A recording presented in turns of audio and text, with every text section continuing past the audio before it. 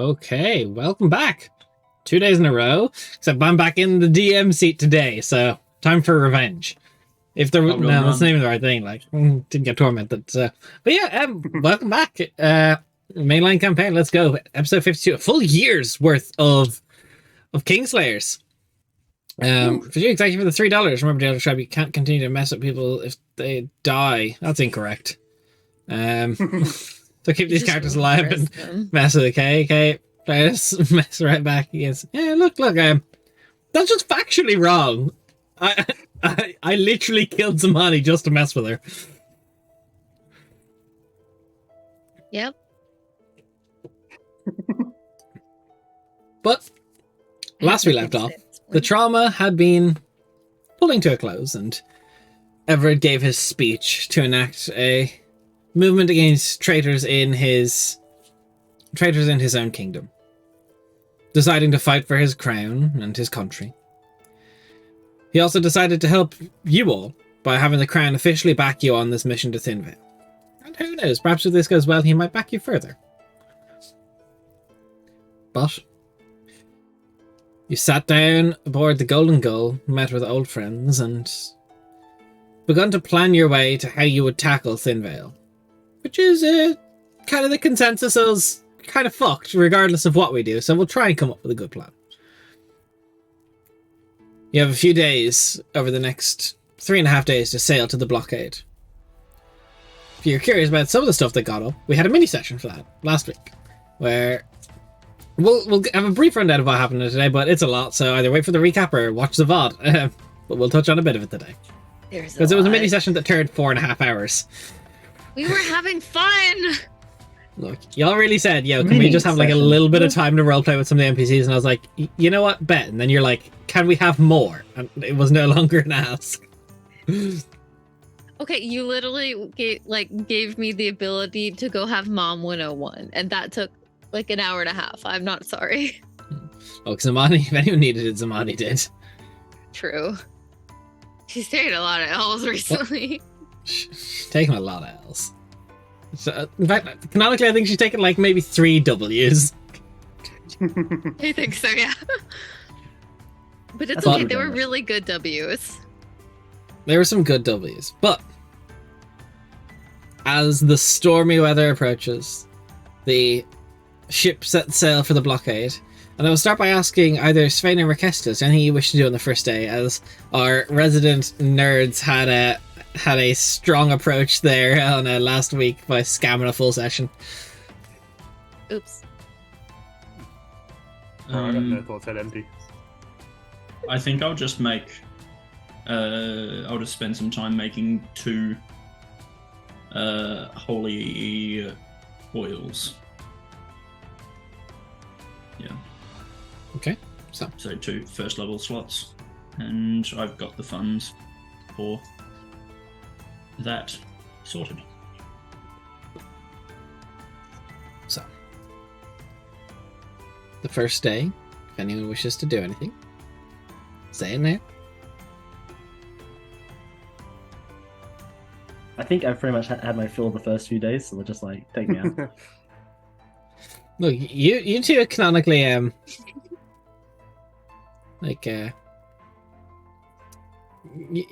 first 2 days were very eventful. Maybe third day you guys can start saying stuff if there's something you want to do.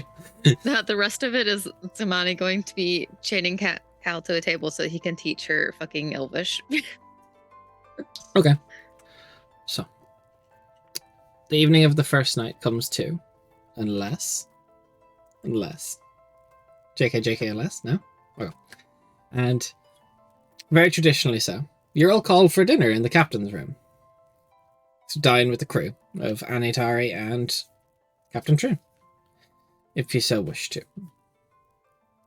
Does anyone refuse to dine in the captain's hall?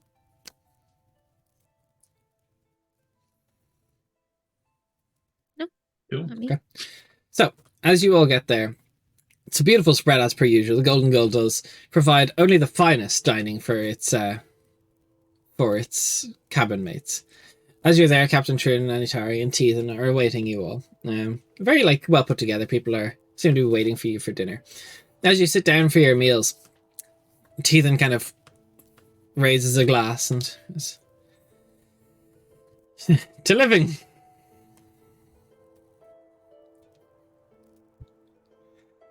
I realized when we were talking earlier, I didn't quite go through everything. There are a few bits that I forgot to mention. I suppose there's only really one main one, is as he kind of waves the gauntlets. I kind of forgot to tell you what these do. As he puts his hand and he waves down, and you see like a tear in like the ether, and then similarly on the other side of the table, a tear opens up and he puts his hand through and grabs something. Oh. I can only send one person if it's myself or not. It closes after someone's gone through it, and it only goes about 30 feet, but it's good in a pinch. Definitely. How many times can you do that? As many as I want. Holy. Wow. The gloves of the Rift Maker. Pretty good. Powerful artifacts. Not only do they do cool things, they also have a cool name. I didn't name them. It's fair. But Wasn't I choosing could send myself. The portal will originate from me, but if we do need to get someone out there quickly, I can send you on 30 feet up ahead. Now, mind you, it's not similar to like a Misty Step or teleport. If you walk through it and someone's beside you, they will take a swing at you. So it provokes That's opportunity attacks if you do go through. Yeah. It requires movement as well, like, Movement. or is it free to go? Oh no, you go through the portal, so. Yeah, portal to portal is free. Yeah, it is indeed. But It's basically like a slightly worse Misty Step because it provokes opportunity attacks, but it's unlimited and it's only a bonus action for him to do so. Okay. Very. Good caveat. I like that. I didn't forget to open Roll20. But it's the same issue. Like if you are Weird. grappled, it's not going to do anything for you because you will need to. You have to physically move through the portal. Yeah.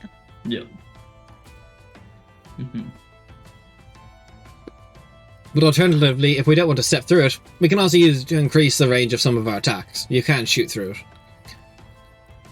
Oh. What would happen if we were to stop moving while inside of it? Or is the transportation immediate?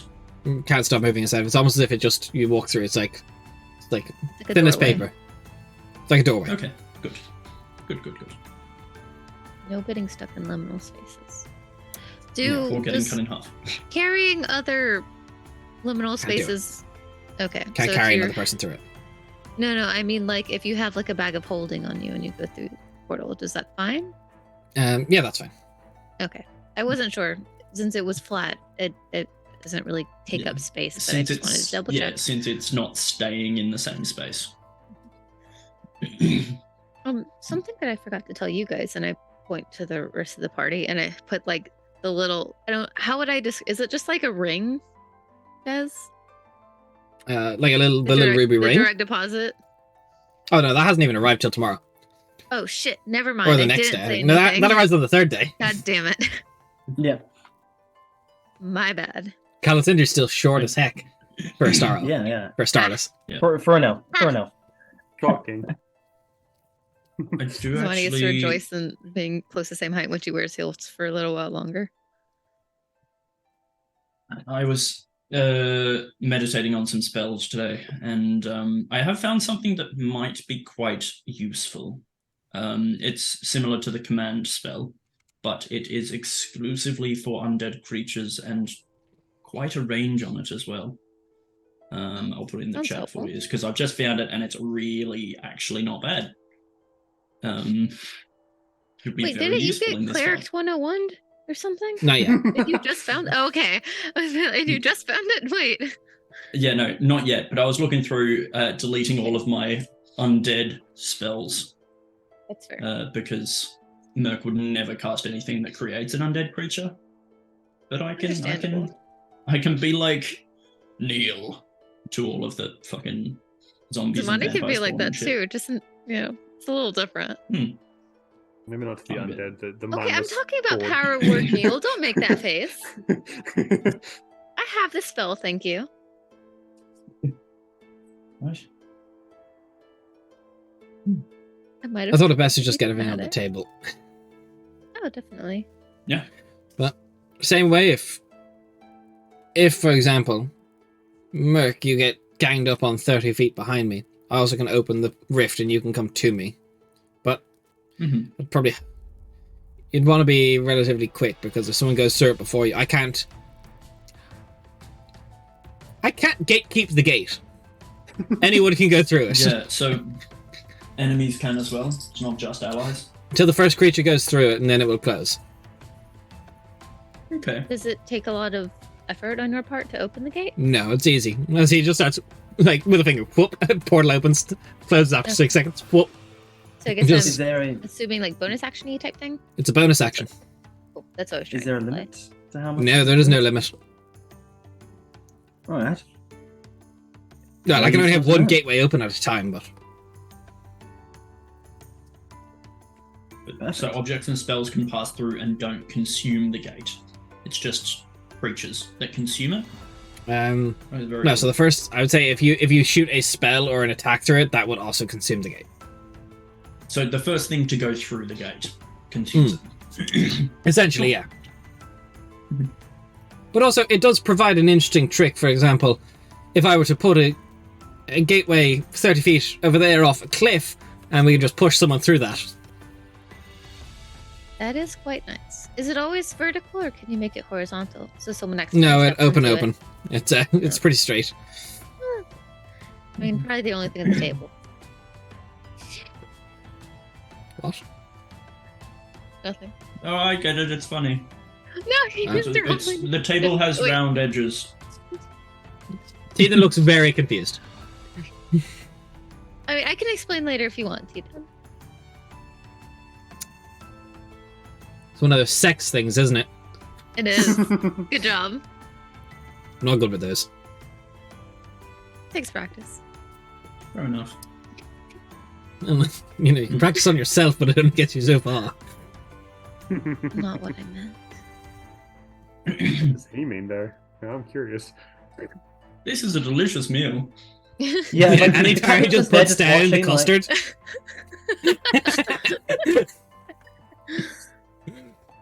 Why do we have custard on a boat? That would not keep at all. It's a 3-day trip, and you eat the perishable first. True. Look at the eggs. Probably I don't from a have chicken. eggs. Is there anything else that people forgot to mention, or any other abilities hidden, or I No? have not. I don't believe so. I think so. I just Yeah, have unless really I'm forgetting nice some shots major from stuff. time to time.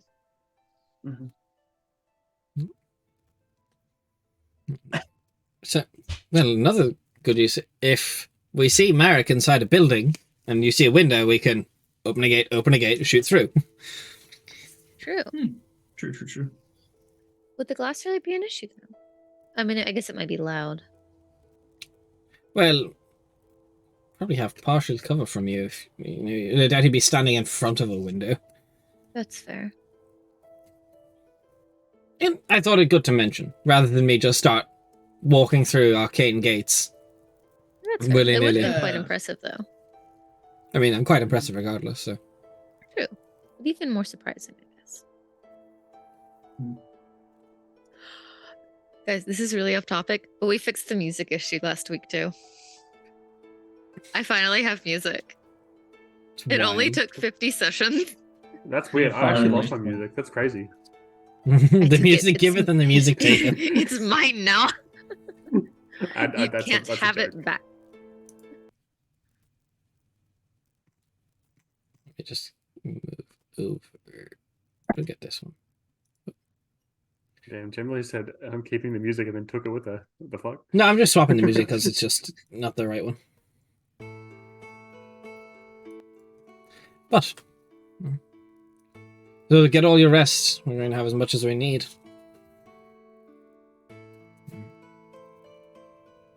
Indeed. Thank you, Captain.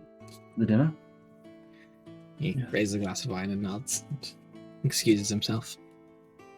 They excuse themselves. I correct myself.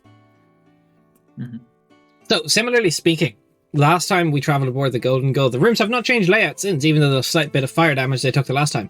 There is 2 sets of aristocratic suites. 4 rooms total. So Zamani and Calicinder obviously share one. Who would be in the common room with them? I would say probably like who would be in the adjoining room, their common room. I'll go adjoining. Okay.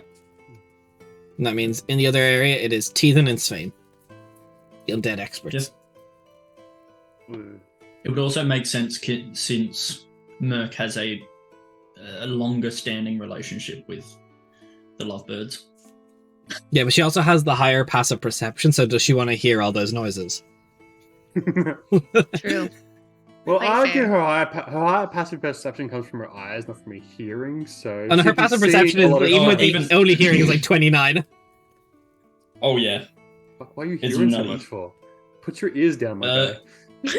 because I'm Merc's not wise, but she's wise. Look, we'll Merc fix is that. wise theoretically. Yeah. Wise in our own way, you know? As you bed down to your different rooms, Zamani and Cassinder set about their first dream of 2, the first night of their escapades. However, in the other common room, there's a light knock at your doorway, Svein. It's just hey, are you asleep yet? From behind the door, you hear a dragging sound as if something is being dragged across the floor, and then just as Spain opens the door, it hits something, and he just like picks from the corner and goes, "Yes." You okay in there? Seriously.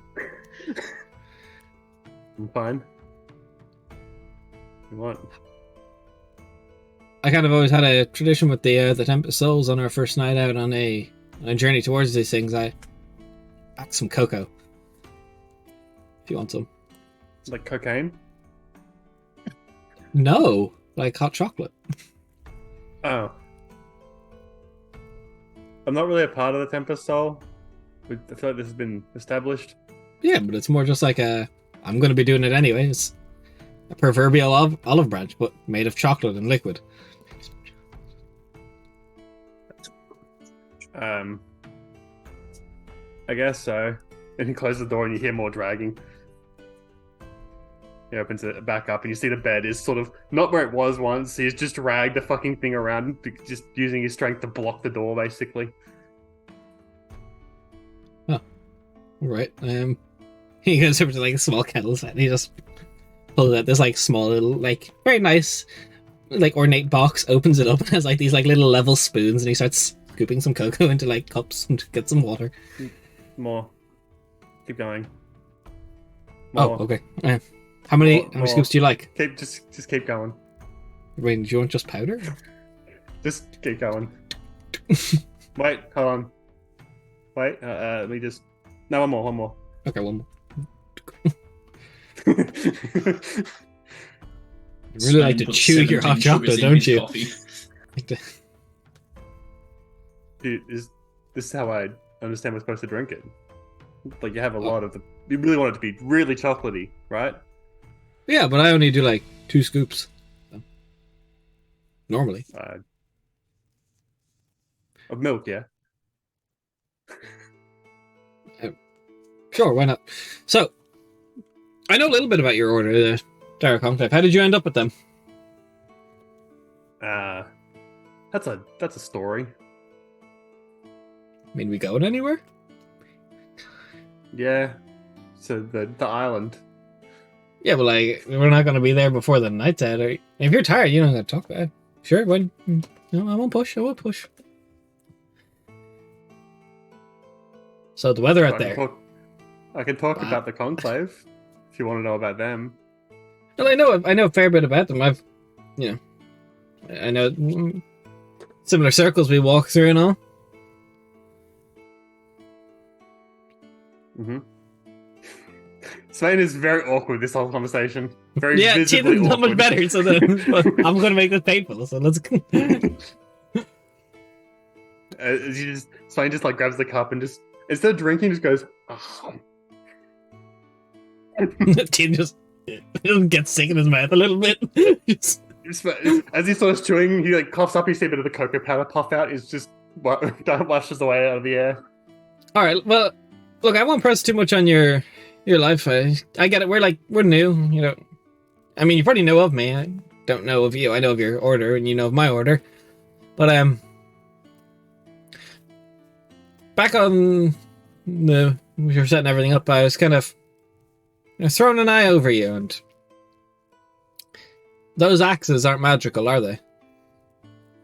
They aren't. No.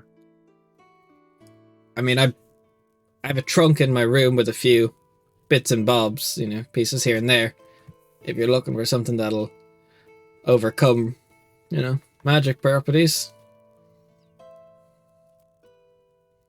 I tend to be pretty okay with them, but I mean, if you've got something in this, he pulls out both the axes. Kind of looks at him. Natural 20. He goes, okay, you know what? I think I do. You just keep chewing your... Be back. So just when he disappears, Fane's just going to grab his cup and just start filling it with cocoa.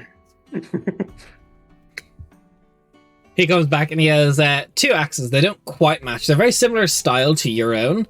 As one has like a faint glow this time of night, and he kind of puts it down. This one's not too anything special. Just moon touched. But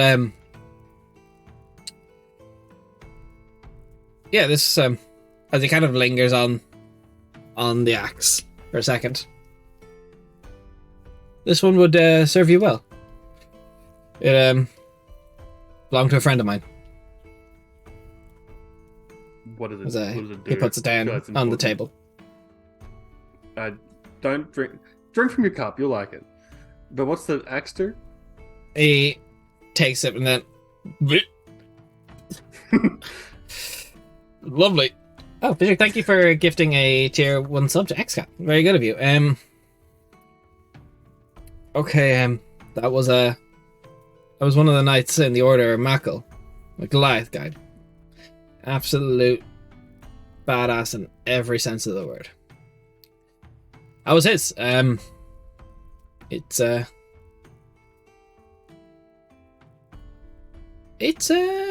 would you put it? It's sharp to all fuck, and it cuts deeper than most.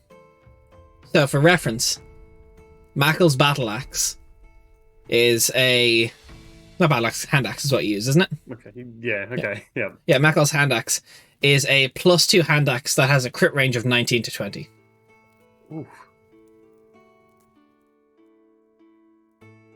Stain sort of picks it up and he goes to his arm and just sort of slices up the parts of the hair on his arm as it just cleanly cuts through. He goes, like, the intrusive thoughts, you can see like crossing his mind for a second to see just how deep it cuts. He goes, no, that's crazy. That's a pretty cool axe. I mean, if I knew Mac, he was he wouldn't like to see it collecting dust. And if you're going to be out there swinging at some undead, I couldn't think of a better use that Mac would want it used for.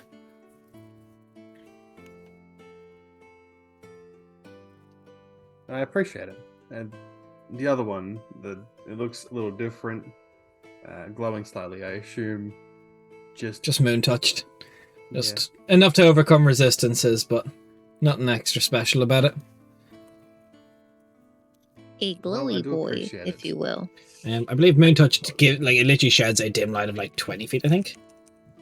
Yeah. Moon Something like touched. that, I can Sounds figure it.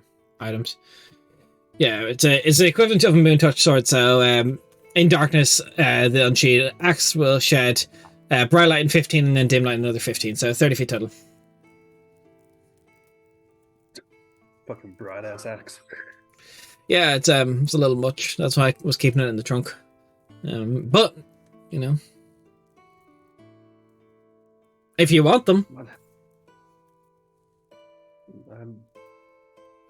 For the mission, I'll take them, yeah.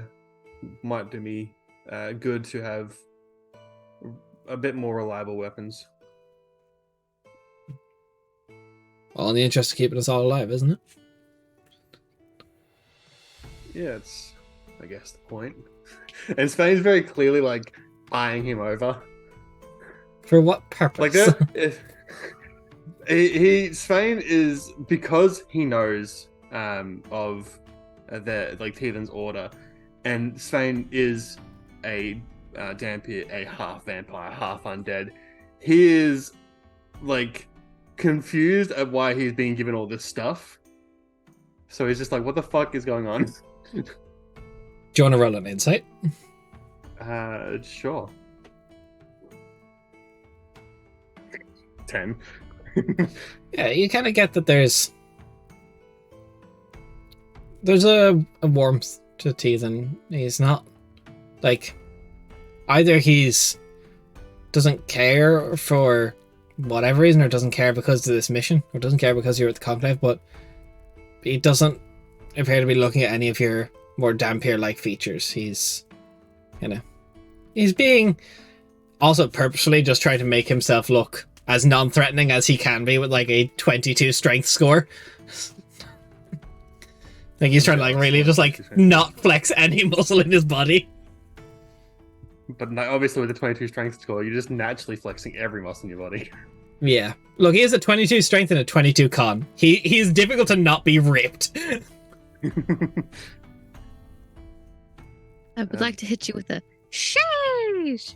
Okay, there you go. Thank you. No. But I appreciate it. My current sheath for my axes won't have a way to stop the bright light coming from this axe. Oh yeah, no, You there's a have, like, an leather thing iron that kind bottom? of hood that goes on it, so... Okay, cool. Because otherwise I'd be walking around like just a beacon. No, Matt kind of... Here, I should have brought it with him. He kind of... One second, and he just, like, gets up. And even then, like, he's kind of, like, approaching a doorway, he makes every doorway look small. So he can, like, turns And it. as he gets up against Spain, he's gonna quickly put more fucking scoops of coconut in his drink. No, he does not notice. As you just hear... as he's whistling throughout his room, and he comes back, and he's got this very nice, like, kind of like looks like a holster set with like two like leather sheets for a thing that clip to the side and like just buttons on, and he goes, "We'll definitely have to adjust the size. You're no Goliath, but it'll should adjust." Don't know if I should feel offended by that, but also it's technically accurate. That's the best type of correct, is technically. Here, stand up.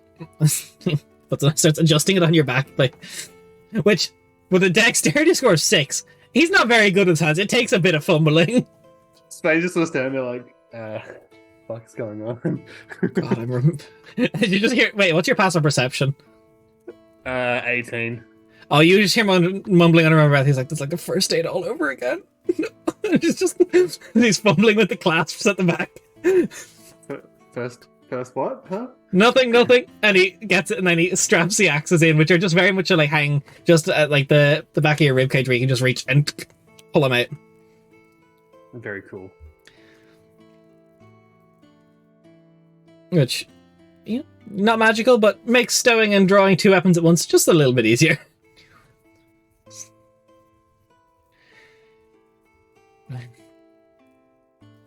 Yeah, suits you.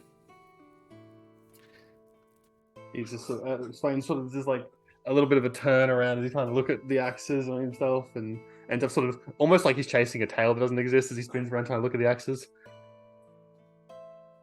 Teethan just nods in approval. I mean, it feels alright. Yeah, I can grab him pretty easy. Well, that's what's important. Spain's sitting there looking at the axes. There's, I wonder, and he just fucking hucks one at the wall. Yeah, roll me a d20 and add your strength modifier and proficiency. Imagine if this back's into Merc's room, just... Uh, Fucking gremlins. No, you're across the hall from each other. 28. A 28. Yeah. Which one do you throw? Spain probably would have, as hearing the information on the good axe, he's gonna throw the moonlight one. Yeah. He doesn't want to throw it through the wall. It embeds like the almost the entire head of the axe into the wall, like down to the like down to the base. Just nice. You killed a wall. Spain's like, All right, yeah, that flies pretty well. He goes up, he's like, fucking shit, can't fucking get it. Give me a strength check. Oh, that's cocked. That's better. Fucking dirty 20. Yeah, it comes free. It's like you're like, please don't make a fool of myself. Please don't make a fool of myself. Ah, yes. Takes it up and boom, it falls like on the head.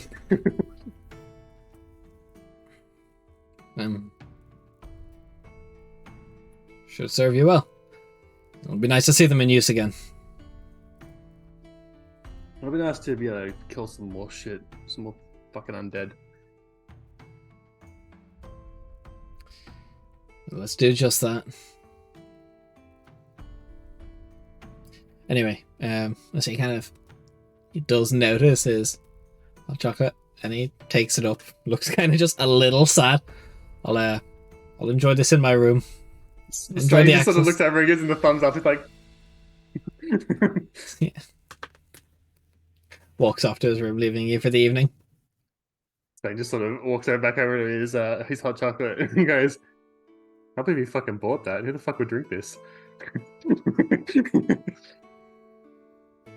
Spain just casually ruining a very like traditional thing. He goes back into his room and pushes the bed back up, which to get the bed to move, he would have had to break something to stop it from. It's on a boat, so I assume it was stuck. Yeah, you're The gonna bed's have a broken. rough night sleeping. So, the next morning comes to you all. It's bright. It's early. The sea is a little bit better. And Calisander's about a foot taller and has a shit ton of stars in his eyes. Usual things. Nothing to worry about. Move on. Next day. What? You see Hang on, somebody we're looking skipping quite the grumpy entire about day. the height difference. Merc pulls like a crate or a footstool or something nearby, gets on top of it, and just like hands on either side of his head and just starts counting. It's not good. like that, Merc. What? I think you're going to run out. How many did you? What did you do last night?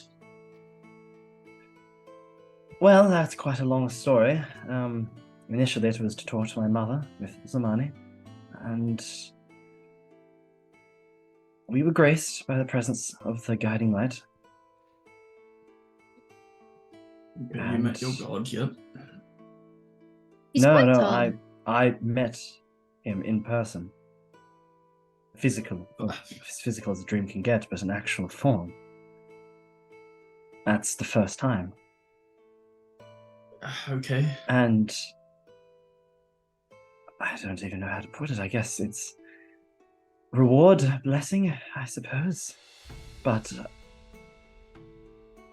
I am Star Elven now. So the fact that you can't fit through doors is a blessing? I mean, I just ducked down. It's not too bad. It is kind of bad because you have to like bend in half in order to get through some doors, especially That's the doors on problem a is like ship. he has like a few inches just in his sleeves of his arms and his pants. Yeah, Just yeah. like it's Yeah. awkward now. Honestly, the Bend worst in thing I was half? thinking about is that Some ships have small doors. well, look, honestly, the worst thing for getting all this retailored, but that's another issue. That's not the worst thing. The And worst I'm thing not is you too getting sure. concussed. I'm not too sure if Zamani likes being down there quite as much. Good thing she's got wings. Have to fly I'm 10 just foot in assuming order that to kiss Zamani you. was sitting down at the table. She looks over at you with the "you had the audacity to go there" kind of look. Stands Yeah, up, just a smirk. walks over to you, and just full on kicks you in the shin. Like so that you like bend over. She's going to smack you on the yeah. forehead. Oh, And that's sit back down. I mean, at least you're probably deserve that. at least you're still well proportioned. At least all the height didn't just go to your limbs. That'd be kind of weird. Just a little elf torso with massive arms. Not a I was little curious elf about where you're torso. going. You know with what I that, meant. Mike, but... No, I was. I'm glad, but regardless Okay. of the height, now I am. the first Star Elf to walk these lands in over 1,000 years, which is quite a scary prospect in itself. Star Elf, as in what the Starless didn't want to become. No, Couldn't as in become? what we always wanted What was to it? become. Couldn't become. Wasn't that the thing? I can't remember. Yes, fine. I was about to ask, is Svein and Teetham there? Yeah, I Yeah, imagine this is that as you're all was- reconvening. I wasn't sure if it was established, like we were waited for everyone to get up, or whether Merc just jumped straight into it after seeing Cal get up from his room. So I Yeah, wasn't yeah. sure if I was about to Merc just barge in kick- and say some shit. Yeah. Merc just kicked the door down, walked straight in. Look, I'm happy to fucking walk in now and just start yelling shit. This is funny. No, I I mean, sure. imagine this is in like the common area. Yeah, I imagine most of you reconvene in the same common area of Calicinder's, Mani, and Merc's area, so kind of where you set up your war table to talk about everything. I personally prefer that we just fucking have Svein and this will happen as soon as I wake up. Svein and Teetham walk in, and we go from there because it's funnier this way. Yeah, go for it. Cool. Svein's just going to just bust open the door and look across to everyone and go, "Oh shit! Kelly used the fucking shard again." Not quite. I can see why he would think that, but no. As I was just telling Merc, I encountered the Guiding Light last night in our dream, and he rewarded me, blessed me, by allowing me to become the first Star Elf. Well, the first one. Again. Fucking cool. Are you sure you alright. didn't just shard yourself? I was gonna make that joke, but I felt like it was It was a- inappropriate. It was a pretty good one. But no, this is a lot to take in, even for myself. Well, since We're you're gonna talking have about such- some new shit, I got new axes. He just fucking raises his arms to show them off. Just turn around. We can't see them as well. Just show us your back as Just- opposed to just going like that. He doesn't really like. He's like looking over with his arms still up as he turns around. He's just like, Oh damn, that's cool. Gift from you, Tegan, or yeah, they were max old axes, so Actually, now according to my memory, Des, yes. Mac was not the one that we ate, correct? No, you did not eat Mac. Good. I feel Why? like it's Why like does that Josephine or matter? something, like the human. Why? Yeah. Because it matters. Cool. No. I would not describe the taste of Goliath as long pork, so no, you did not eat a Goliath. Yeah, cool. I mean, still, I'm sure there is a little bit of a You ate flicker of Joanna. that memory of seeing the Goliath. We get a follow, and then you guys immediately start talking about eating other people. I just want to Thank you That's for why we the got follow. the The party follow. ate people earlier in the campaign, completely unprovoked as well. It was wild. Yeah. You made us eat people unprovoked. Thank you. No, Hey, I we feel were like it was hungry. unprovoked. Unprovoked. I think we just stumbled upon a dead body and we're like, "Fuck it, why not?" You know. Look, waste not, Oh, no, wants no. not. Exactly. I hate it Nature. here. Same. Big things eating small things. Des, quickly, the axe, the fancy axe, is it have a specific thing or is it just a +2 axe? It's a +2, but it has the special property of a crit range of 19 to 20. Cool. So, not that this whole hype thing wasn't enough, but did anything else happen that we should know about? I mean, I took lessons on how to be a mom. That We was talked about the quite a summit. reasonable part. That's that. And that's about it, really. That's good. I mean, I learned some about Gauss family. Mhm. And some things that shall not be uttered past. Calicinda in your mind. Confines. You better not tell them about the long hair. Zmani just looks over and you swear, there's just a hint of you almost hear it echoing in your head, and you don't know if it's because you're going crazy or if you can just tell exactly what Zmani's thinking in this moment, but you just hear make one more short joke. I fucking dare you. Right. So, moving quickly along, as I feel Mer could read that pretty well as well. Yeah. Cal just holding himself back from making another short joke. What is everyone's plans today? The fuck just out so awkwardly for? Yeah. No reason. I mean, We talked to Anatari yesterday, right? Or was that today? We did. You some talked to lunch Antar today. You did talk to Okay. Antar. yeah, that was today. Okay, cool. And then you talked to Kelsier tonight. I want to go catch up with Anatari a bit, but other than that, not a whole lot. Mm-hmm. I have this weird feeling I shouldn't join that conversation. I wonder why. It's almost like it already happened. No, we do it again live. Someone get the transcript. Okay. Stop. Stop. Make me I do got- it. I got no fucking plans. I'm probably gonna go out on the deck and fuck with these axes and hopefully not kill something or myself. Don't you mean definitely not kill something? Also, Hopefully don't hurt not. the ship. We ain't putting any confidence in that one. Okay. Also, don't hurt the ship. Next question. Have fun getting yelled at. I think I'm going to talk to Captain Troon today.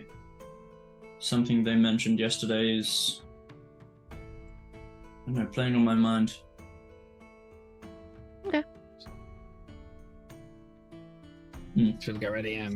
It's fine. Tatum kind of looks good. It was, I mean, if you look at the train, I'm your guy.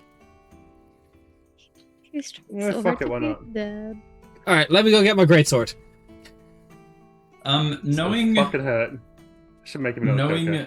Svein's whole lineage and knowing Teethan's whole thing about undeath, can I just see whether this budding relationship has any nefarious means from Teethan's end?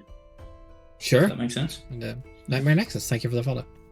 While this roll happens. Ooh, natural 19 plus I believe 10? 29? Yep. Okay, 29. No, you don't feel anything nefarious off of him. It's more perhaps he's trying harder because there is that innate distrust for Svein that he's trying to overcome. So he's overcompensating, he's overcorrecting, trying to be extra nice. Okay. Yes, the money. Is it obvious that Svein is a Drampir? Dampier, Yeah. yes. It's just okay. Well, Those are the I big don't old know. teeth. He introduced himself by fucking tapping on his teeth, and it's Well, I directly in knew front of we him. knew, but I meant as far as everyone else knows, just Look, random I'd say people. maybe commoners wouldn't know, but if you spent your entire life hunting vampires and undead, you're gonna spot that shit a mile away. I mean, yes, I was just wanting to make sure. Even 'cause I even didn't know just how most casual obvious it people, was. if you know the vampires have vampire fangs, his sit at the front of his mouth. So he Okay, opens so his it's mouth not and like you the see him. canines. It's the one closer it's or whatever. Yeah, sort of thing. Mhm. Okay. And also pale as a fucking ghost. Okay, Well, that's a kind bit of rude. Yeah, don't have to call it Whoa. Des like that. It's crazy. You don't have to call that Jen like that. That's crazy. In this lighting, I think I might be paler than you. In real life, I don't actually know.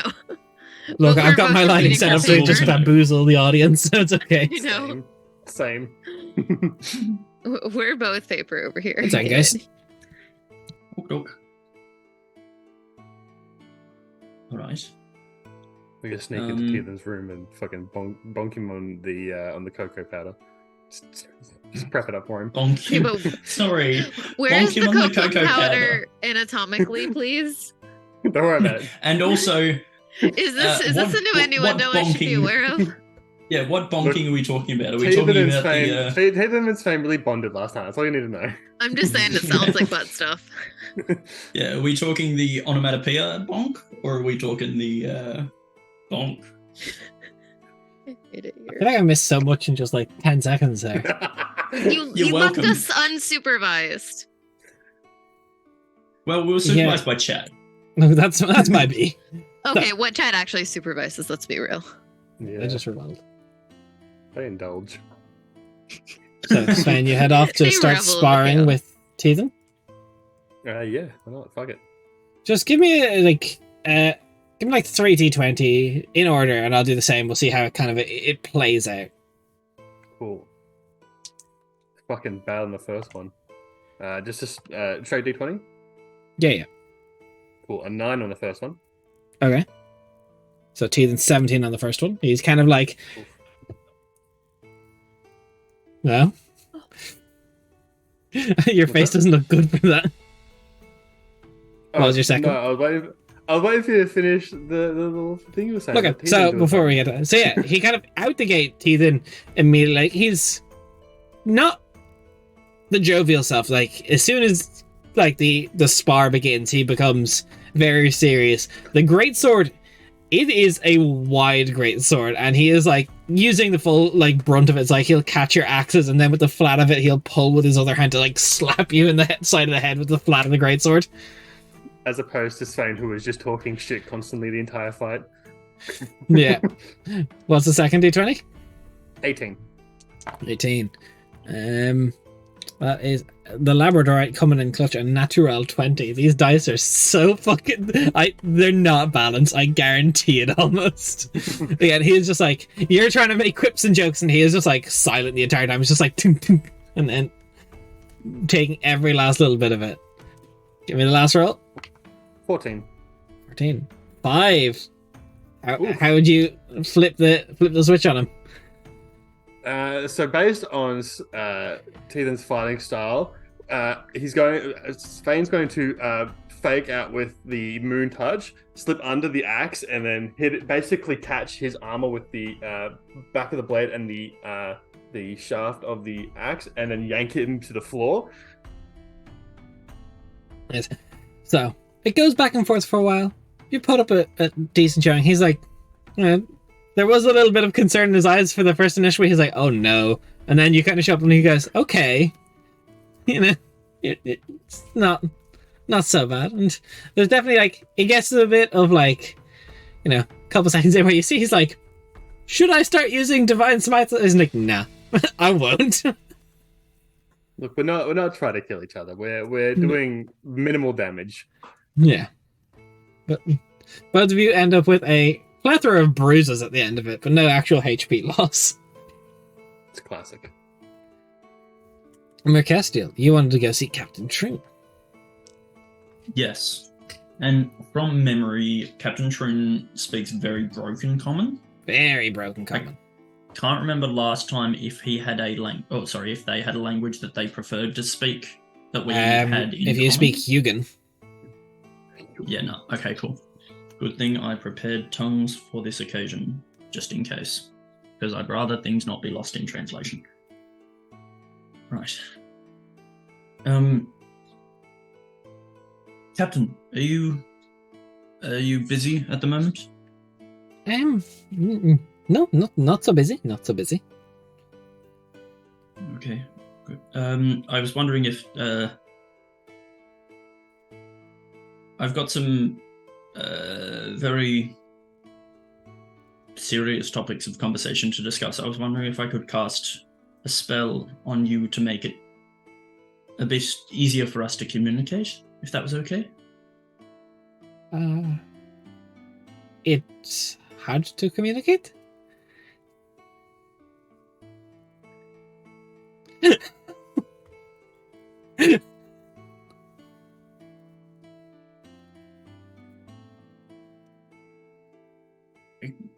Has Merc offended him by saying this, or like No, she's trying to not be offensive? They're just kind of confused. They're like, who's Captain Troon? They understand common perfectly.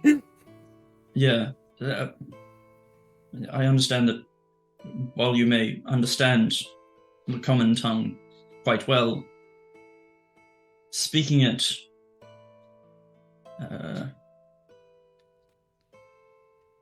can sometimes misconstrue particular meanings.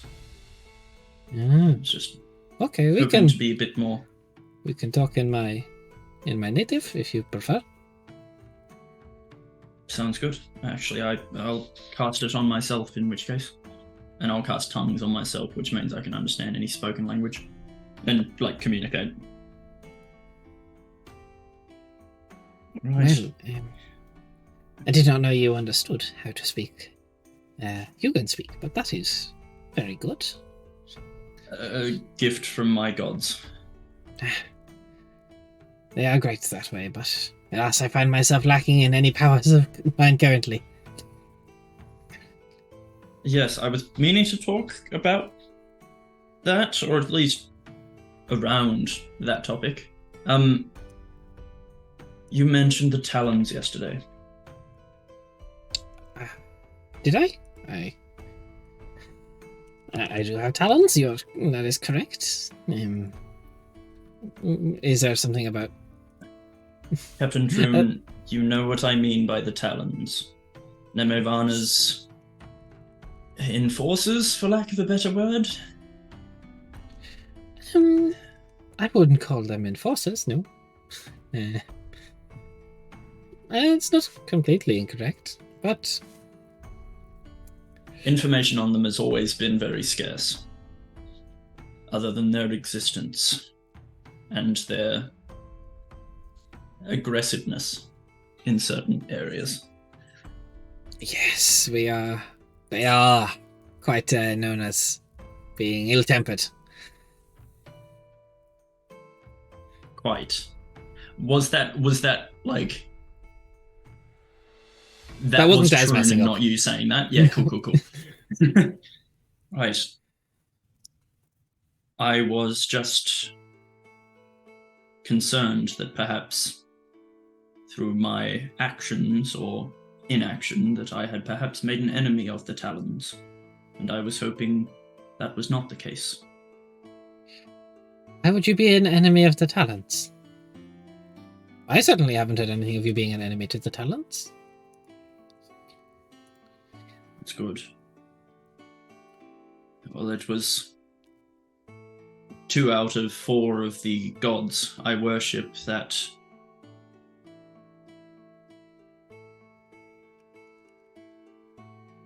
trapped Nemevana. So you know what That happened. removed her presence. I am What aware happened? of what happened. I'll explain to Troon about the whole Samael plot to drink from all the 4 gods and the fact that Nemevana was the last one and that it was for protection more than anything. But I will emphasize that it was not a plan I was aware of until it happened. Just like that a lot. But this is something to work on. We have not known what caused such a loss of life. I've done my best to help where I can with temples and things. But it is incredibly important that Samael does not reach that next level of divine. I do not think restraining Nemevana is any better for that than if they're out and free. I think the other gods overstep their mark.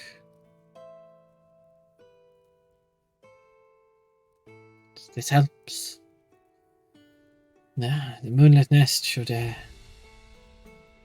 look into this. This is very, very good information. It is. May I ask, if I were to meet with the Talons, where would I go? What would I ask for? Well, I may need their help in the coming months. there is nowhere to go. There is no sacred home or housing. There is members scattered around looking for ways to stop things that are going wrong.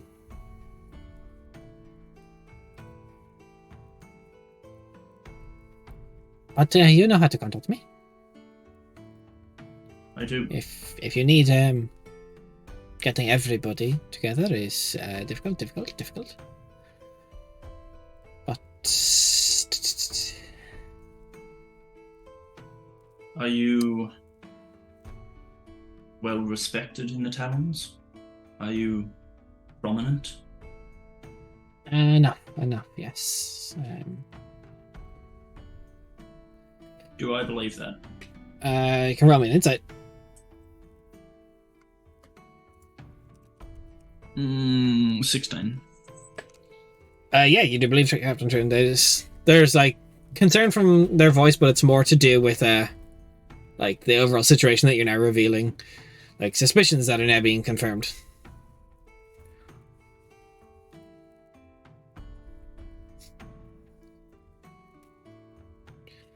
I can rally together a few people if you need, with enough warning, of course. We are scattered throughout the world, and since we no longer have many magics, it's a lot harder to travel. Of course. I will ask, do you know, I'm trying to remember the name of the replacement for... Thanks for the dollar for All players need to GM more. Yeah, GMing is great. I can get it for you here. Yeah. Hold on.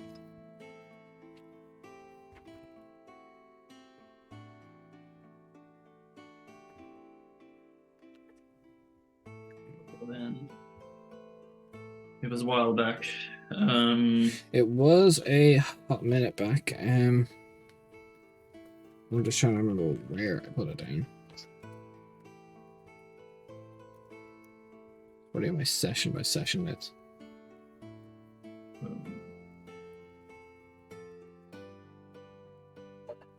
Friend on Wild Mask is not one of Nifos. No. No, that's new priest.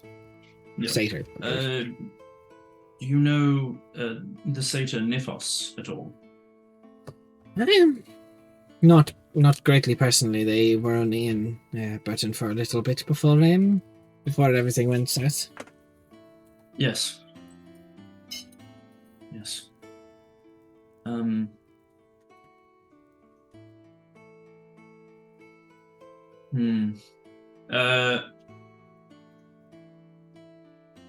Call it intuition, whatever. Do I think that I should tell Troon about Nemivana contacting me?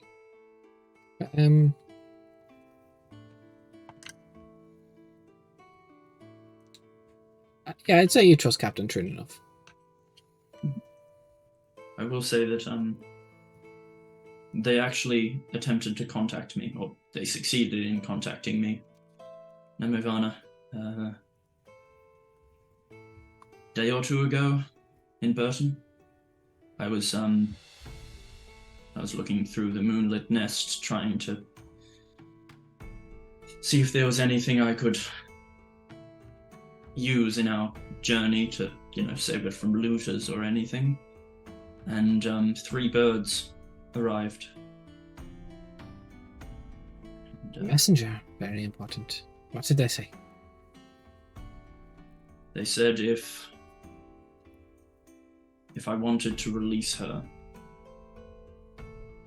I need only speak the name.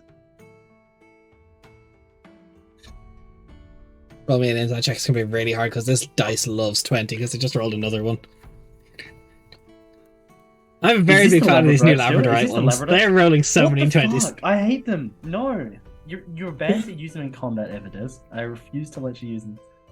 Not a 20, but a 19 for a 29. 29. Okay, Captain Troon doesn't have enough deception to hide their innate perking up by this.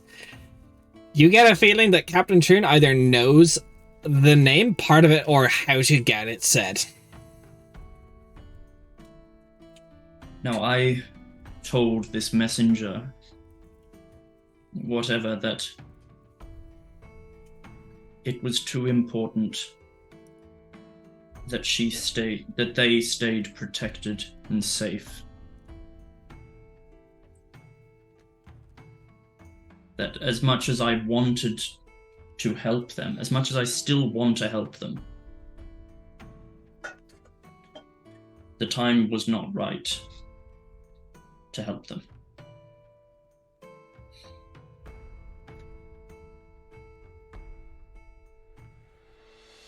Well, I hope that you can see where I'm coming from with this.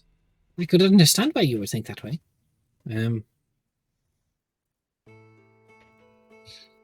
I perhaps I'm don't just think the same trying. way. Of course. But, many, many lives were lost by the selfishness of the gods. I know. There is. Well, there is a lot of anger that would be unleashed. Perhaps it could be directed. I think that for Nemevana to be released in that way would cause much more pain and death than their imprisonment has caused.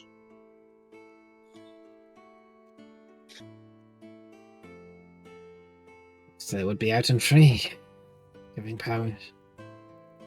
Yes, out and free for Samael to bleed, for him to ascend to godhood.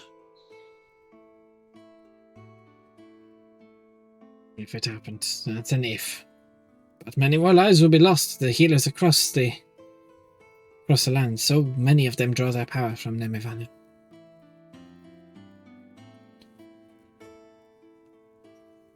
It's a good thing so many of her number are druids, is it not?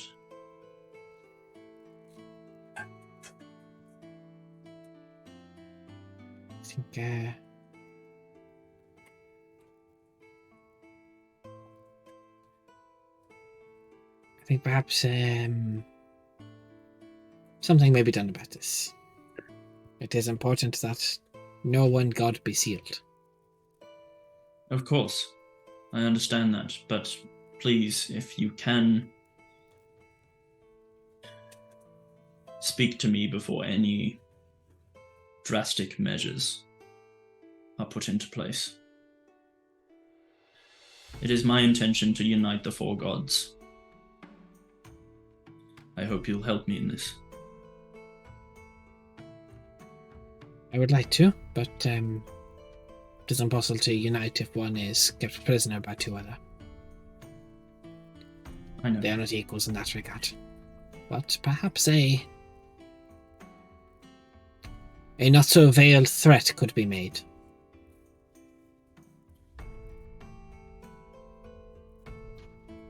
Be as safe as you can.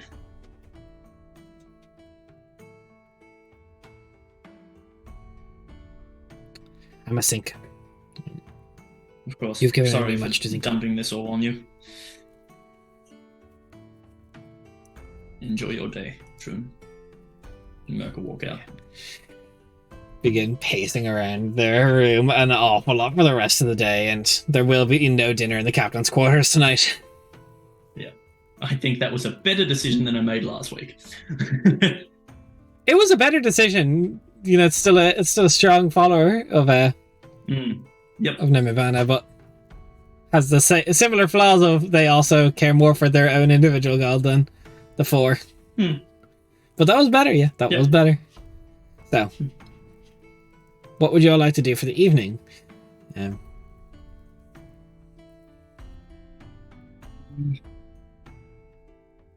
At some point, I know that like the first 2 days are basically booked up, but I do want to have a conversation with Spain. So if it needs to wait till the day 3, then that's totally fine. Well, yeah, we can. They're probably 3 days, time 3.5 days. So, well, Yeah. it's evening. Spain actually, that's crazy. Spain's actually busy. Or see a doctor appointment. It's crazy. Okay. He busy for real, for real. Rude. But the next, for expedience sake of this journey, so everything doesn't happen, we'll say the next day, unless someone has something that they drastically wish to do on this day, goes by without fail. Is this the If I- day that I wake up with the direct deposit, or is that the next? This is the way you wake up to give the thing to Calisine, the deposit for RL, yes. No, I'm holding onto the direct deposit. Sure, if you don't. I woke up sitting on my chest. It's Sent my to you, direct yes. deposit. But not for your treasury, but okay. No. So listen, you have treasure. I'm gonna hold. Kelsier on to sent it. Yeah. You s- Okay. Yeah. Is that he sent the It note was that was my sewn money. into it and stuff? It was my money that helped fund it in the first place. Sally has a note. I like flip part of it out. The note comes out. It was just sewn into the room. Oh, okay. Was it? I thought you meant it was like sewn like into it. No, into it was it. just like loosely tacked on so it wouldn't fall out. Oh, okay. Fine. Then I wouldn't have given a shit. Then I just would have taken the thing and just used it. Oh, you're taking the note. Yeah. Yeah. I misunderstood. I thought you meant like No. it was like actually like sewn into it. No. It was like a loose piece of parchment just like tacked onto the side so it would be together for the teleport. Mhm. Well, you all wake up the following morning, and the third day, they still have another full half day after tonight, so whatever you wish to do, you wish to do. Zamani, you wish to speak to Svein. Yes. He has a doctor's Yeah, appointment. exactly. Calicinder, Yeah, what would you he's like to do? Fucker. I would like to speak to Swain. He has a doctor's also, weirdly appointment. enough, actually no, he has a therapy appointment. It's the whole thing. Don't worry. At Yeah, Merkhouse, at Merkhouse, he actually has a gym appointment. Not to the place to this guy called Jim he wants to talk to. Ironically, Full the gym is a gym faith, you know. instructor. Zamani, what would you like to I approach go Svein find with? Spain. So where would Depending Spain what time be? depends on what time of the day is. So Des, what time of the day is it? Early morning, not too many hours after sunrise. Sven will probably be on the deck, just sort of looking out over the water. Somebody like wanders out with her like nice cup of coffee. She's like, Spain, I was actually looking for you. Can we chat for a little bit? If you want, do you want to do it here or somewhere else? Wherever you're comfortable with. I just wanted to talk about the conversation we had the other day. Okay. You can do it here if you want. Okay. Something about your objections to the conversation, the more I think about it, it just doesn't make sense to me. You portrayed yourself like you're a part of the conclave, you're very tactically minded, you're trying to do your best to make sure that we're all on the same page and that we can be as effective as possible for the coming battle. I don't know, right? He sort of takes a moment, looks around, and goes, we'll go down. Okay. So they go down, and then somebody's like, Yep. right?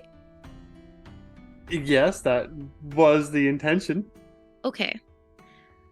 But the way you were acting, having to speak right then and there before we had all of our supplies or all of our comrades gathered, directly goes against that idea. So I don't think that's what was motivating what you were saying.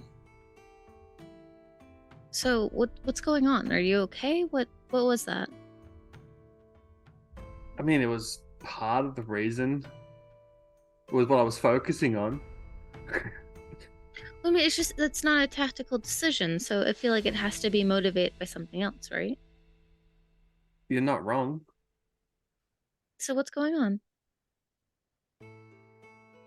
He sort of takes a minute. He goes and finds a chair and sort of sits down and sort of hands and elbows and stuff on the little table. So obviously, you saw what happened at the conclave. Yeah. It's tough to have that happen. I don't know how your whole situation with your father and noble family. I don't really fully understand I did that. not have a noble family. Something about Cephas is noble. No, there's something noble in Cephas. I don't. Technically, I'm a trying. nobility. I'm trying to connect dots right now. It's all over the goddamn I can joint. tell I've you got about a it red if you line want. going here, and that for some reason it says Merc, and it goes to fucking I don't know, some island. It's always irrelevant. I don't know. It's an island. It has no name. I can give you a general breakdown if you would like, but no, I did not grow up nobility. Well, okay. I'm not sure if you ever found a family that you grew very close to, who then abandoned you. You see, like this, like deep sadness across like Samani's face. Like she doesn't let it get to the point where it like slumps her shoulders or anything, but like it's a very deep and penetrating sadness, and you immediately know that she knows exactly what you're feeling. Just like, I have been betrayed as well. Wouldn't don't know if I describe it as betrayed, but I you would. obviously know what I mean, though. I don't. That whole fucking situation. It's rough. Yeah. Put that on top of everything that has been put on us, killing a fucking saint, dealing with all this shit. I was hoping that they would be able to help out so I wouldn't feel so fucking scared. You know what? Going into an island full of those fucking dead things by ourselves is insane. A little bit, yes. There's no reason we should ever do something like that. Not with just us. I think you're right to be scared. But also, it's not just us. Yes, the big fight will be just us. But I believe, as far as I understand at least, we have the whole, like, kind of Navy blockade part at least helping in some capacity. But no, you're absolutely right to be scared. If you weren't, I would be concerned. The Navy. I know we got that whole them coming in when we do some fucking signal bullshit, but I have glimpses of the few times that I fought alongside Merrick when I was under the control of that fucking bloodline shit. Mm-hmm. Everything about that man scares the shit out of me. It should. If you weren't scared, you would be a fool. But being scared doesn't fucking help you. No, it does. Being scared makes you run and hide. No, giving in to your fear makes you run and hide. Being scared makes you alert, makes you look out for danger. It keeps you from getting cocky. It depends on how strong the fear is and how much you let it in control. Fear can be a very important tool.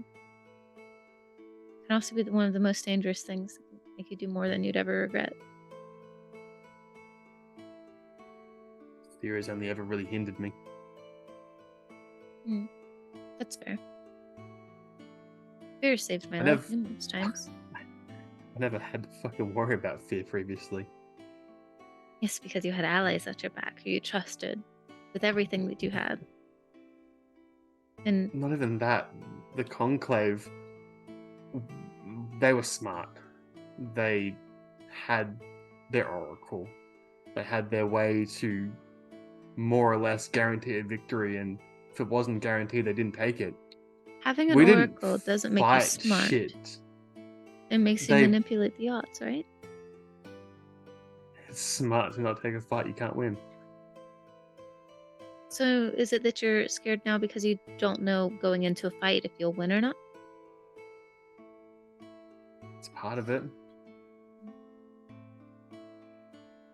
I know I said I trusted you guys back at the city, but honestly, I don't.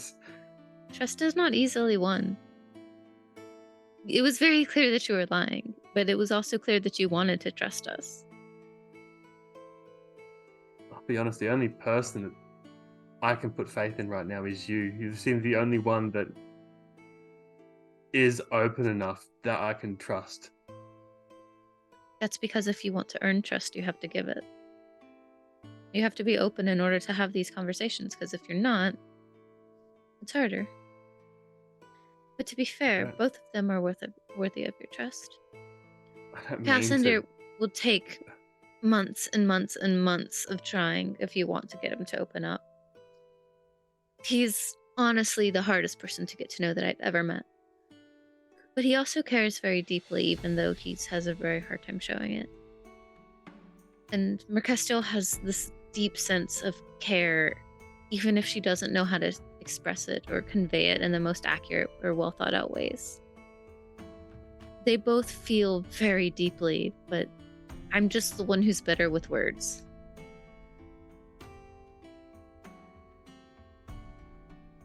I don't know. I don't mean to offend them in any No, way by you saying I don't trust them, haven't. but like I've never met a person who is closed off that has been trustworthy, and I've never met a wild card that I can trust. I mean, that's fair. Why do you consider Merc a wild card?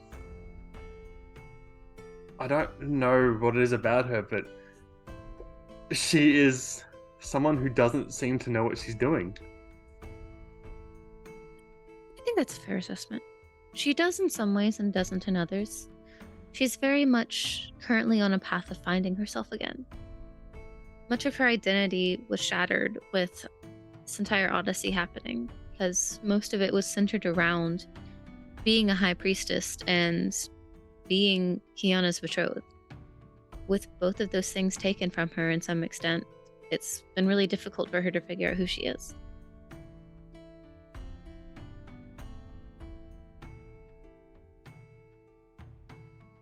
There's a lot of chat sounds happening. Yeah, there's a lot of chat sounds happening. Des is just letting us know. Svein sort of leans back in the chair, sort of slumps in himself a little bit. He goes, and there's Teethan. You're afraid He's a of guy him. he comes from an order that hunts people like me normally. So do you. Yeah, I know. I'm surprised they didn't kill me when they found me. They had every fucking right to. But they didn't. And in doing that, at least up until recently, they earned your trust and they became your family. Right? They did, yeah. And until up until this recently. point, has anybody given you any hints of that you should fear us? That we'll turn our backs on you because of what you are?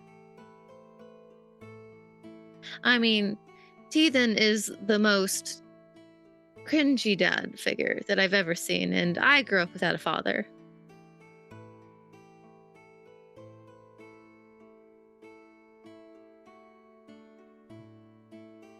I've never been really one to jump to that conclusion of whether someone is untrustworthy or trustworthy. I've not needed to. This is all very new and You're overcoming a trauma. One that I assume you never thought that you'd have to face. It makes sense for you to be like this. Your entire worldview has been shattered for who you believe you can trust and who you can't, and so now you're defaulting to not trusting anybody and being afraid and wanting to run. It doesn't make you a coward, it makes you wounded. part of the Darrow well, I was part of the Darrow Conclave. We don't get wounded. Yes, they do. Everybody gets wounded. Whether it's physical or emotional, you can't stop that from happening. That is a part of life. You can heal Cut it, down who you they can were. overcome it. I removed one of them. I killed someone who I considered a friend. Yes. But They it fucking hate me wasn't for it. you. Yes, they do. And we killed Everett's father in cold blood in front of him. And look how that relationship has blossomed.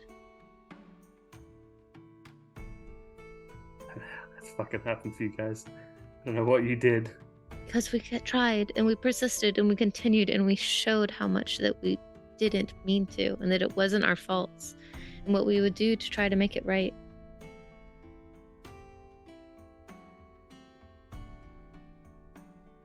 You want to know what's worse? Hmm. The worst part of all this? Mhm. I was the reason why she got captured. The person who trained me. The person who was almost like a mother to me. The person who saved me from being killed. She is the reason why... I am the reason why she is trapped right now. That is the case for most of the hostages. They're all trapped because they were close to people who Samaya wanted. I don't understand. I've never, ever seen her fail. She has always been just incredible. And it was because of me. It's fine. If the gods can fail, why can't she?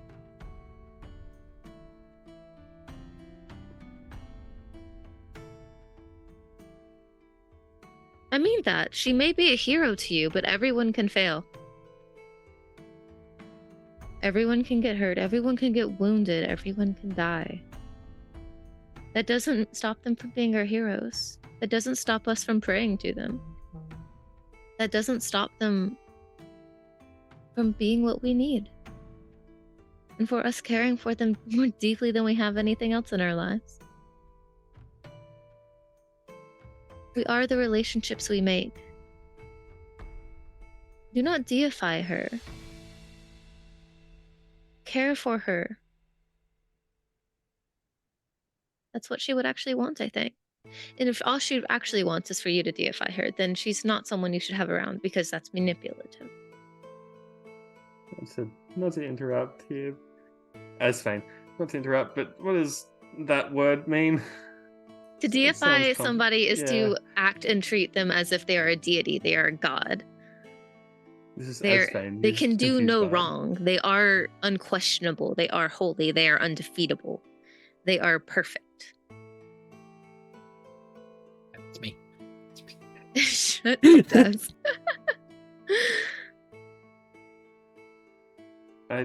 I do care for her, but I can't help but think if they had have just killed me back then, she'd still be fine. She'd still be with them.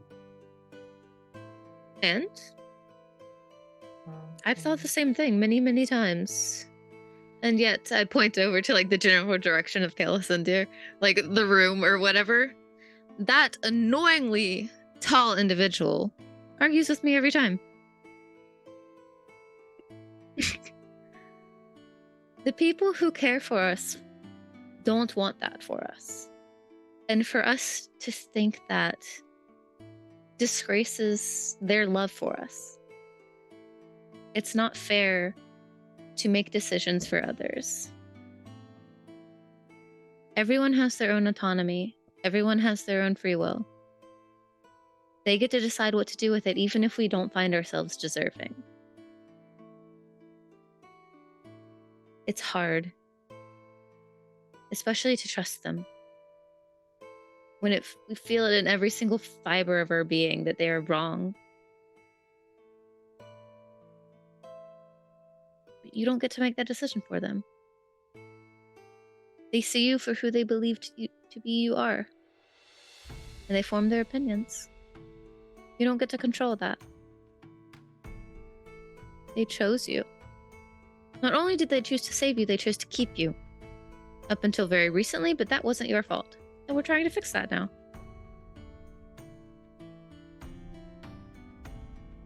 Yeah. If she truly is as great as you say, she will understand. And if she doesn't, she isn't worth keeping around in your life anyways.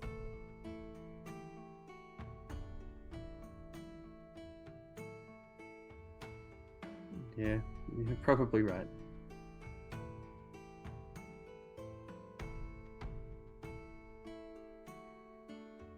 Will you be okay? Yeah. Just watch my back. Of course. You have to be honest with me, though. That way I don't end up arguing with you in circles about tactics when that's not the point of this conversation in the whole first place. We went in circles. I can't promise anything. It's okay, because I'll now try. I know. And if you do this again, I'm going to throw my mug at you. She looks down at the now empty coffee cup sitting on the table. Spain And if looks at the cup as well and just goes, yeah, I'll probably hurt. If you dent it, you have to buy me a new one. Pretty sure it would just break on my head. I'm just saying, if you dent it, the threat is there. Ah, yes, denting ceramic. Oh, my brain is that it's like one of those like metal like travel mugs because like camping gear. Camping. Yeah, of course. It's just funny. Ah, It's yeah, funny that that is Swain's head can dent ceramic. Canon. Basically. So- He's that stubborn. Yeah. And that's As all I in- wanted to say. Oh. That's all I wanted to say. I just wanted to understand. So thank you for opening up to me. You're welcome. I'm gonna go back to the ocean and just not think about anything for the next 10 minutes. Have fun. So, as that conversation is in the midst of happening, Merc, high or low? Oh no. Yes. Welcome to my world. You gotta pick one. Low. We'll go low. Drop it low. Okay, perfect. Thank you. So, I what don't would know everyone I'm else like to thanking do? you for, but I'm thanking you. It's always the polite thing to do. Merc, what are you doing on this day? I think she will be practicing, like, probably taking a leaf from Svein's book and have a bit of a spar with anyone who is willing, I'm taking to able, kick the or shit out of you, otherwise. but we can do that. Yeah, she'll just be using, like, she won't expend spell slots. She'll just be doing cantrips and bonking him with the mace. But yeah, just to see what she can do. See how she goes. Couple hours pass as you're doing it. Is this working? Is this working? Okay, Steele. This is Derek.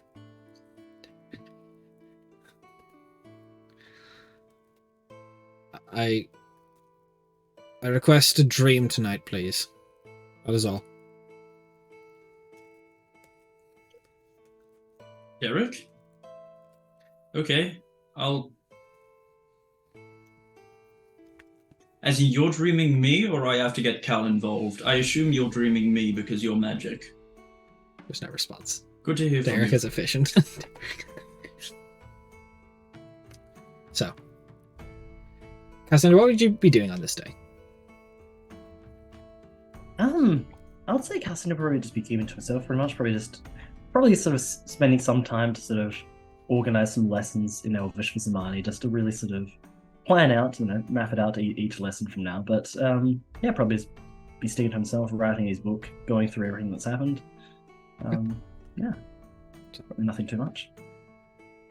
So, that evening, as they all bed down for the night, Mercestiel. As you fall asleep, you feel something pull you through the ether. You've not been on this side of it before. As in the midst of your sleep, your eyes open in not the exact same, but quite a familiar style building, a College of the Storms down in the undervault of it, in behind where all the books are caged. As Derek is in a far different garb, that you see a very clear symbol of the Zephyrkin's tome. What the fuck? I owe you for Nagel. Okay. You and I are not so diametrically opposed in who we serve behind the scenes, if you catch my drift. Huh. I think I do get your drift. I've been told to keep an eye out and start looking into a codex. That little... Alright. Yep. I really appreciate what you did for Nagel, so I thought you should know what's happening. And this is the safest way I could think of telling you. Mm-hmm. There's very few leads, but if one was to try and get ahead of the pack, a fair few scouts will be starting to make their way to the Indaria Isles. It's where the trail went cold before. Yeah. It is.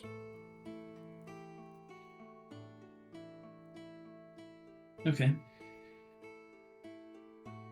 Knowledge is power. Knowledge is power. Thank you, Derek. How is Nagel? He's doing very well. Good. So, we're even.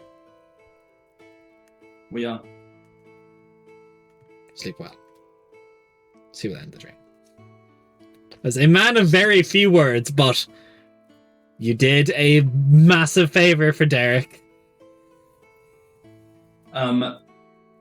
Would Merc have noticed, so the symbol that he has of Lezephican, is it a slightly different symbol to mine? No.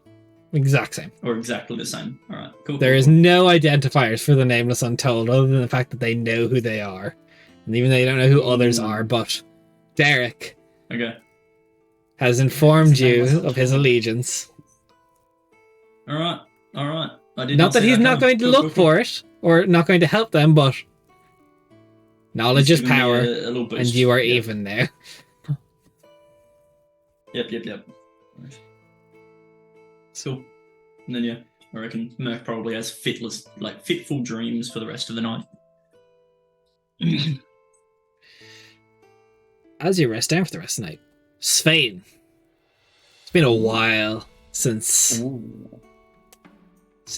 Feeling hungry? You're feeling a little hungry.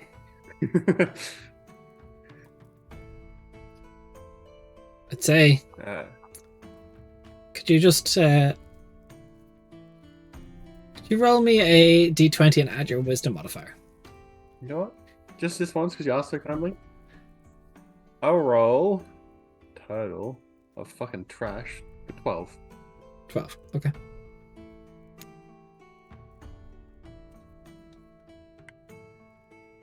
Could everyone just DM me their wisdom modifiers? I'm gonna make a few rolls. It's more fun when you guys don't know what's happening. Samani is not wise. I don't know how many times I need to say this. She is not a wise bitch. Sorry, wisdom Thank you. modifier or wisdom saving throw? Technically save, yeah. Alright. Okay. Oh, it's good to be a cleric sometimes. Or is it? Well, that's a way to jinx it. Yeah. I'm hedging my bets. Then you probably would have just been better off saying nothing and hoping and just ignored you. Right? I mean, All right. it is something. It's Okay. just not. Okay. First up It's first. just not a lot. Jen. Stop it. 16. Oh, You're okay. Calicindir. Nice. Wait, would you be sleeping, Calicindir, is my important question on the ship right now? Or would you just be trancing? No, I can't see we're probably sleeping. Okay, perfect. Plus 5. 12 exact. Oh. Oof. Just what Calcinin needs. More fucking nightmares. Alright, let's go. And the absolute epitome of Teethan's ability. Natural 20. Ooh. Right. Mercastiel. Correct. I got a bad feeling about this. I'm scared. I don't know why you said anything, because I rolled a 1. Tatum took you 20. I got a Shari. plus 10, guys. I'm in danger. Svein. The nights come Go. to and dreams aplenty. You will regain 6 temporary hit points for the morning. Hey, but let's go. Mercastiel, as nights come to take you and torment you. I was going to do this every night until I needed to, but we can do it live on the first stream.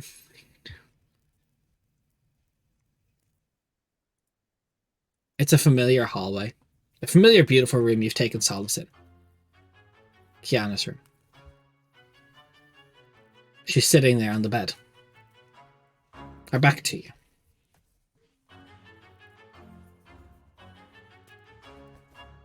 Yeah, I'll Do you approach? go up to her. Yeah. Instantly, as you try and touch on the back, turn her around, there's like a shock and a slap of the hand away. Her face. The beauty you remember. You killed my father. You let my family rot. You ran from them when they needed you most. How dare you show your face here in front of me? You're not the woman I love. You're not even the woman I recognize. You took the only thing that mattered to my brother. It may as well have been you pushing him off that building.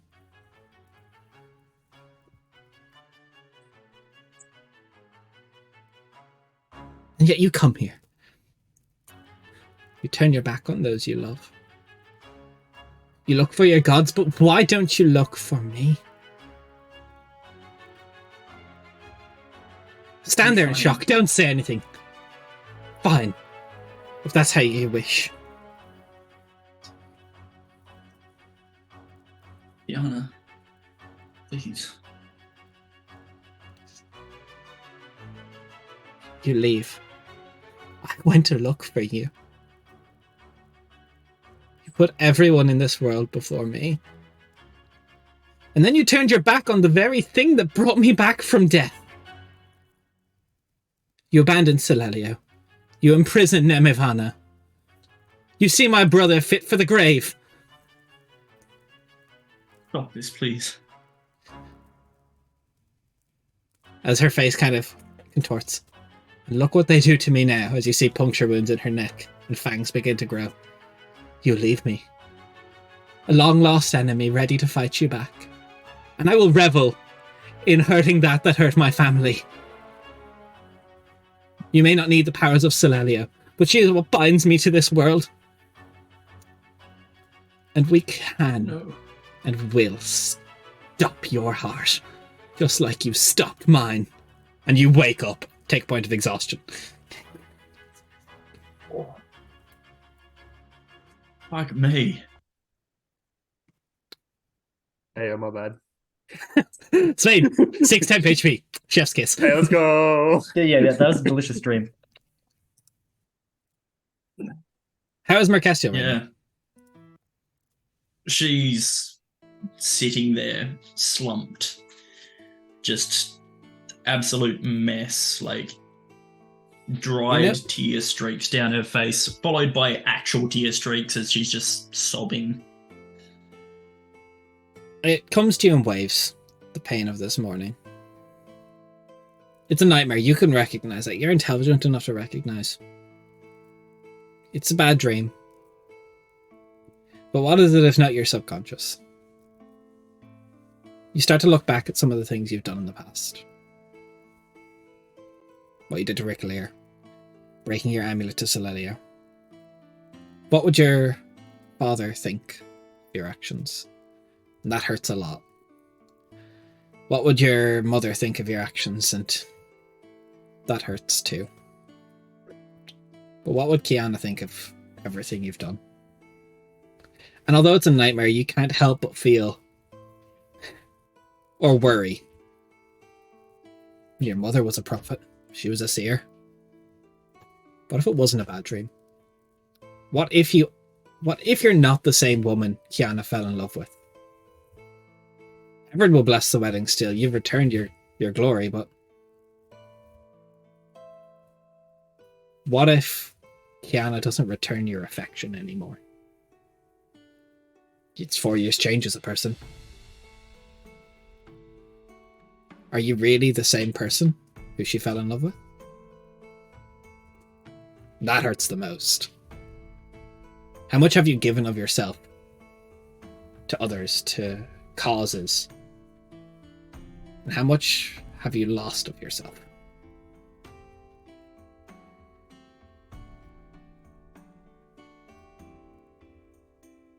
It's not easy, because it's not an easy answer.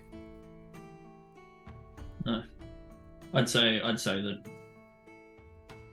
she's not being quiet about her sorrow. Like, Kalanzamani would definitely hear, like, deep, pained sobs coming from Merc's room for, like, a good, like, 15 minutes, if not more. Well, Zamani passive Like, the perception sort of probably doesn't, but actually... Wow. The sort of crying that, like, the crying that you just can't stop. I feel like for order of operations, it kind of makes things weird because with Cal having a bad dream, Zamani would comfort him first, and then probably Yeah. Cal didn't after have a like bad dream. things. Oh, sorry, Oh, my He yeah. had bad. to save. No, he rolled a Oh. 12 exact. He met the DC. Oh, okay. I thought you meant like No, he it- rolled just under it. Sorry. No, I rolled a 7 plus 5 for 12. if Caleb had rolled 1 higher, then yes. Cool. Yeah. Got it. Then Zamani would definitely like go on the door. You see Merc, the least put together that she's ever been. Like, even after Harden's death, Mhm. like, this is worse than that. Zamani's just immediately going to go and like hug her and like lay in the bed so that she can like cry.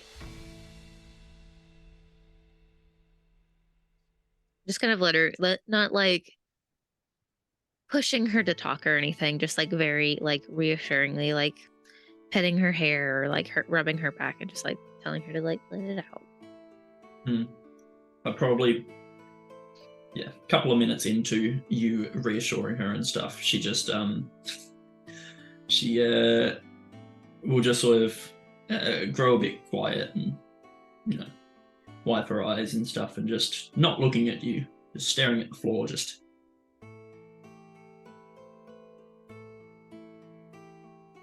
Am I a good person, Zamani?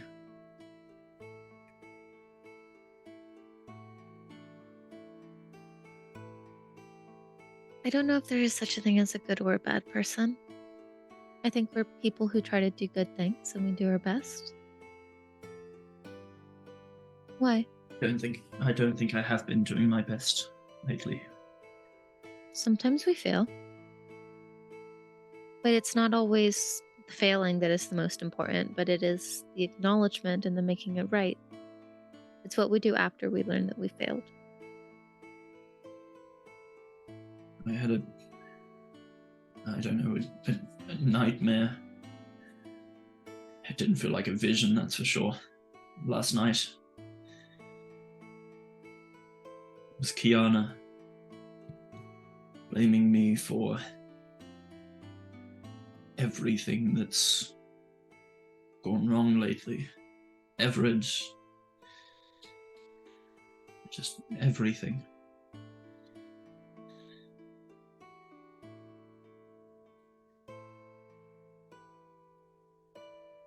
I don't She know didn't how even you want me. recognize me.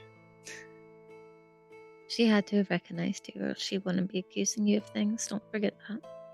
You were still you. She still saw you. But I need to know something before we continue this conversation. And like Zoane will kind of like force like Merc to look up at her. Do you want nothing but comfort and reassurance, or do you want truth to promote growth?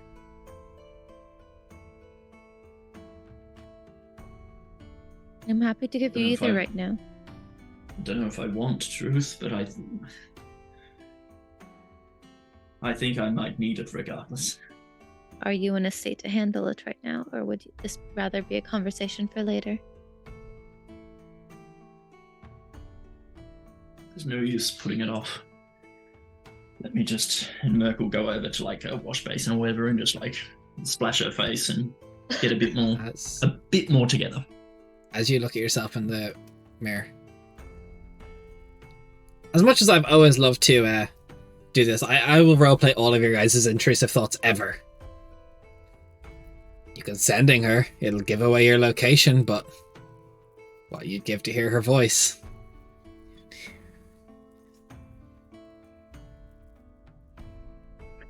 I'm just reminding you it's possible. I'm just reminding you it's possible. You definitely, yeah. As you stare deeply into the mirror, you hear a cork pop. I feel Somebody like really hit the 7 a.m. wine. Yeah, I feel like Merc was hard. heavily, Merc was heavily considering it, and then heard the cork pop and go, no, like sort of it like shocked her out of that like. You're welcome. Idea. You just look over and you see her pouring 2 glasses of wine. Where the fuck did you pull that from? Do you really want to know? No. Alright, come on. Yeah, she hands you the glass of wine. A party trick, isn't it? Crisscross applesauce on the bed, just sitting there.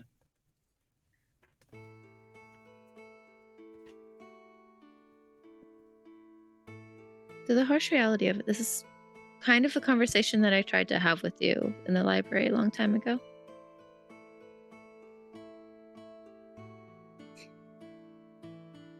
It's okay to make mistakes. But I think that this has kind of been the most perfect example of how acting on our own emotions without thinking things through can have horrifying ripple effects. I had no idea that engaging with Rickerler the way that you did, or even like how you felt after that initial conversation would lead to this. But we're here to rely on each other for a reason. We all have faults. We all have flaws. And sometimes we indulge them, and sometimes it's okay, and others it's not. What happened with Rickerler made a very, very big impact on Everett. I won't go so far as to say it was the only motivating factor that caused Everett to do what he did. But it is fair to say it was a large part of it. When we don't have our support networks, it becomes very hard to maintain our senses of self and self-worth, especially when surrounded by people who are constantly ridiculing and looking for signs of weakness. That being said, he came back. He chose to come back. He didn't have to. Which means he still had hope. Which means that event wasn't all-encompassing. Because if it was, he would have turned it down. It means that he still cares. He wants things to work and grow. And he probably misses you.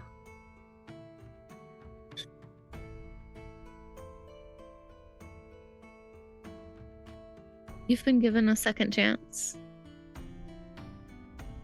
Don't waste it by being upset with yourself and wishing you had done different, because you can't. You cannot go back. I can just do better. Exactly. And it's hard. Fuck, it is hard to change your ways. But sometimes it's for the best. And I think what's really important isn't pretending like, because we've recognized that we want to change, that now we're going to act like a perfect idol of what we want to be, because that's just another lie. It's about being honest that we're struggling, and it's about telling the people that we care about what we want to do with that time. That we want to make things right, that we feel remorseful for what we did, so that they can know where we stand and where we want to be alongside them. Not to pretend to be heroes and to be what they need us to be, but to try our best to communicate that we're actively trying to be what they need us to be. Mm-hmm. And I believe in you. I've seen what you've done for people.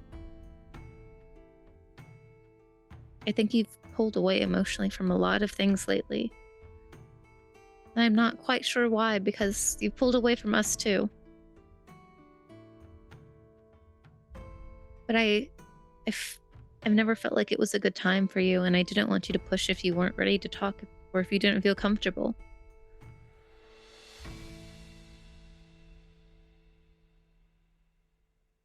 I think I'm always happy to talk to you, Zamani. Even if it doesn't seem like I'll be overly receptive to what is said. I don't talk to people so that they'll listen to me. I mean, sometimes I do that with Cal, but that's a bit different. I mean, I can hear through the wall, but yeah. You chose the room. I know. Was that intentional? Not for those reasons, I'm Amani. just picking on you. I'm simply picking on you. But it is a little funny, you'll have to admit. It's good to hear you both happy. It's really so you good do to listen. hear you both happy. I can't help it. These years were a gift. Well, you know how I am. So if you're ever interested, you can always join it.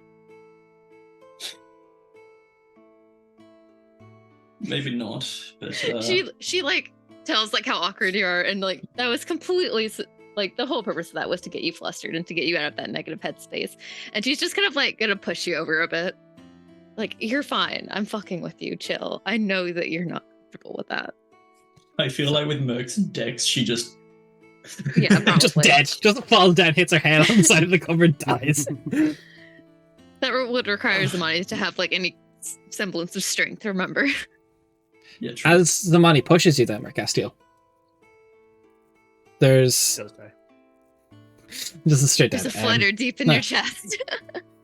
No, so as you get pushed, your necklace kind of comes loose for a second, almost like the clasp is unnaturally matched, and you see it hit the bed, and where Celelio's symbol once sat, there's a dull, warm glow. It's always been a belief of the morning sun, and to a zealot mark believed by the Flameborn. Flame brought rebirth.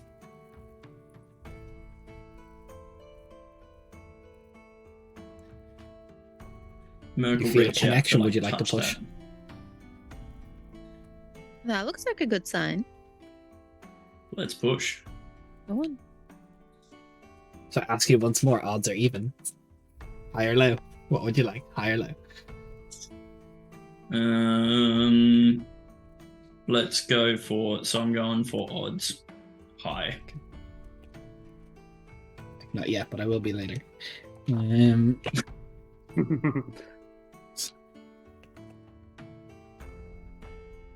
You see Mercastia lay her hand on her very familiar amulet. It's hot to the touch, Mercastia. It's burning. I don't let go. Do you pull your hand back? No, I don't let go. Don't let go. Something that was said in a nightmare, or vision, or just trauma. Celelio is what binds Kiana to this realm. It was her magic that brought her back. You feel great warmth, almost all-consuming. You felt this before once in the corridors, but the gods deemed it fit to not let you feel it. Do you ignore what they once tried to push you away from and accept it?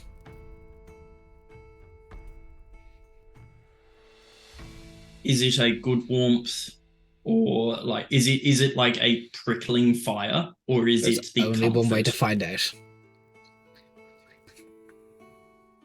Let's fucking go.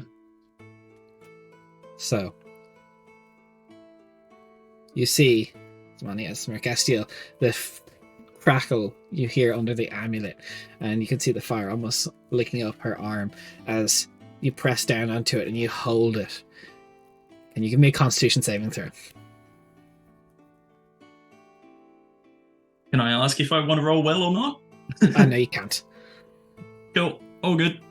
And assuming that I like this isn't a concentration check, this is just straight Nope. up Just con save. Constitution Cool. saving throw. I do go grab the water basin and I'm like Okay. ready to just fucking douse her. All right, that's a 17 plus 4. 21. You manage to keep your hand onto it with a DC of 20. Very quickly, it just almost like it hits a fuse and everything goes a blinding white as you see Mercastiel go up in flames. For but a brief second, Mercastiel, you feel this really uncomfortable just splash of cold water on the back. But you look underneath your hand and the amulet is fixed. You are now the light domain for the next week or however long it is. Let's go. That's gonna be really fucking pog for undead. Oof. So a week and a bit. So basically, whatever your next swap was meant to be, ignore it. You've got an extended one. Mm-hmm. Merc will just press the amulet to her lips, and then she'll do it up, and it'll be sitting there, just a little bit of a glow around it. I need to change my spells again.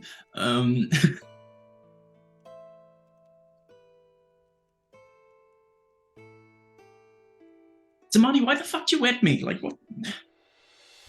No, she didn't douse you. She was waiting until, because you had fire up your arm, and if it looked like it was going to catch anything on fire, she was just going to go splash. But I assume that's Okay. not what happened, because once it did, the fire died down and went away. Okay. Right? Cool. Yeah. cool. Then she's just like, she non-threateningly puts the water basin back down on the table.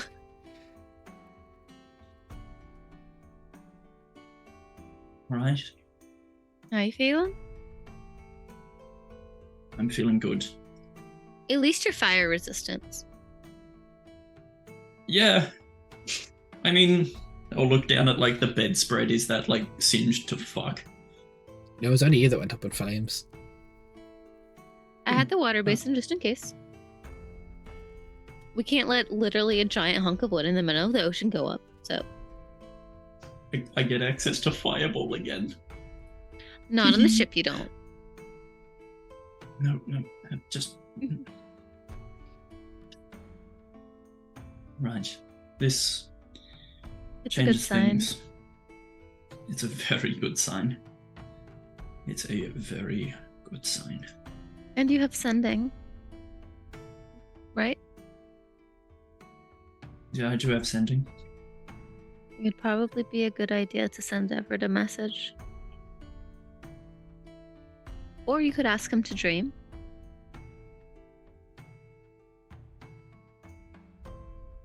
I mean, it is still quite early. But maybe tomorrow night. Or tonight. I guess it would be tonight. You're going to arrive at Thinveil today. Oh, So never half day mind. travel. I think.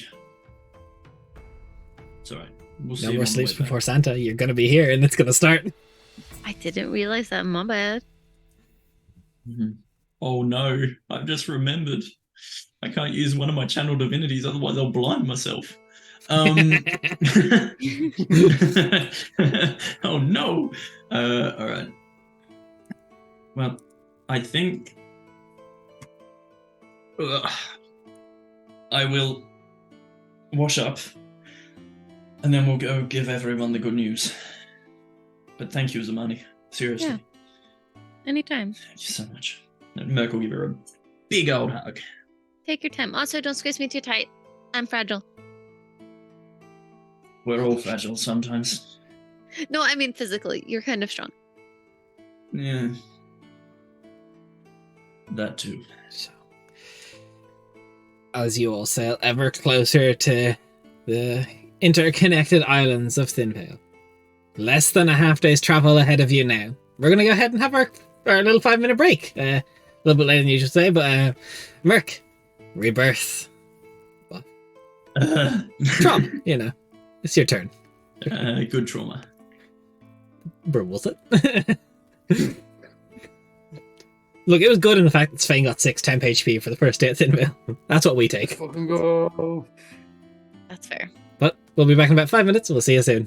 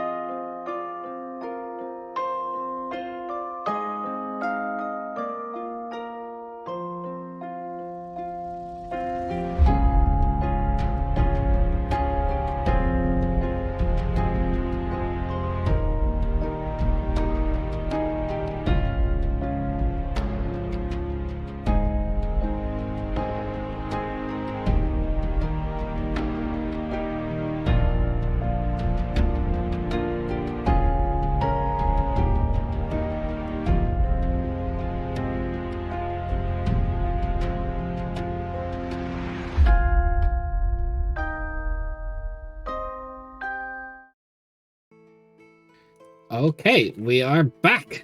Let's go. So, I would say, now that you're a half day's travel from Thinveil, something that is extremely prominent, there is no natural sunlight here. There is cloud coverage complete. Something or someone is tampering with the weather here to keep it from being any natural light passing through. It gets eerily quiet. For a while, you...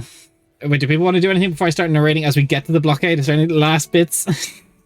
Look, I just would like to just put it. I would just like to say that Svein is very energetic and happy. That's all I want to say. Aww. Yeah. Merkel will explain the whole He's just a Solalio little thing guy. as well. Just very quickly to everyone. It's his first day. He's just, I love that. I love that shit. Fucking great video. So, as the weather gets worse, the rain hits as the storm clouds above you, the low rumble of thunder ever present.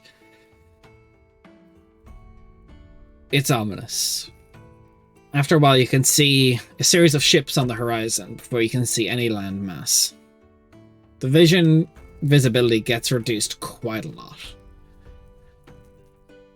You get maybe 100, couple thousand feet away from the blockade, and then all of a sudden you hear big horns warning, and at the same moment you see on the horizon, all around, rattling of bones in the sky, beings of flesh and ichor flying throughout the thing, and you feel your ship to the side, and then you hear the almost sound of like teeth latching and biting it onto the wood, and then you hear that creatures breaking through the cloud coverage down. Can I have everybody roll me initiative, please? Let's fucking go. Shit. Oh shit. Let me put you guys on the page. As creatures come up onto the deck, these beings made of fleshy wings and 3 skulls, and many skeletons made of just shark skeleton jaws. Can you see the initiative orders I've added? No, you can't, because I didn't add you to the page for some reason. Which is wild. I was on there already, which is cool. We like that for For real. Oh my god, what the fuck are these? Sorry. Oh. Yeah. They're just megalodon jaws. There's a lot. Let's get the battle map seaweed up. on them. They're Why big is our guys. stats not here? 1 second. They're not just little guys.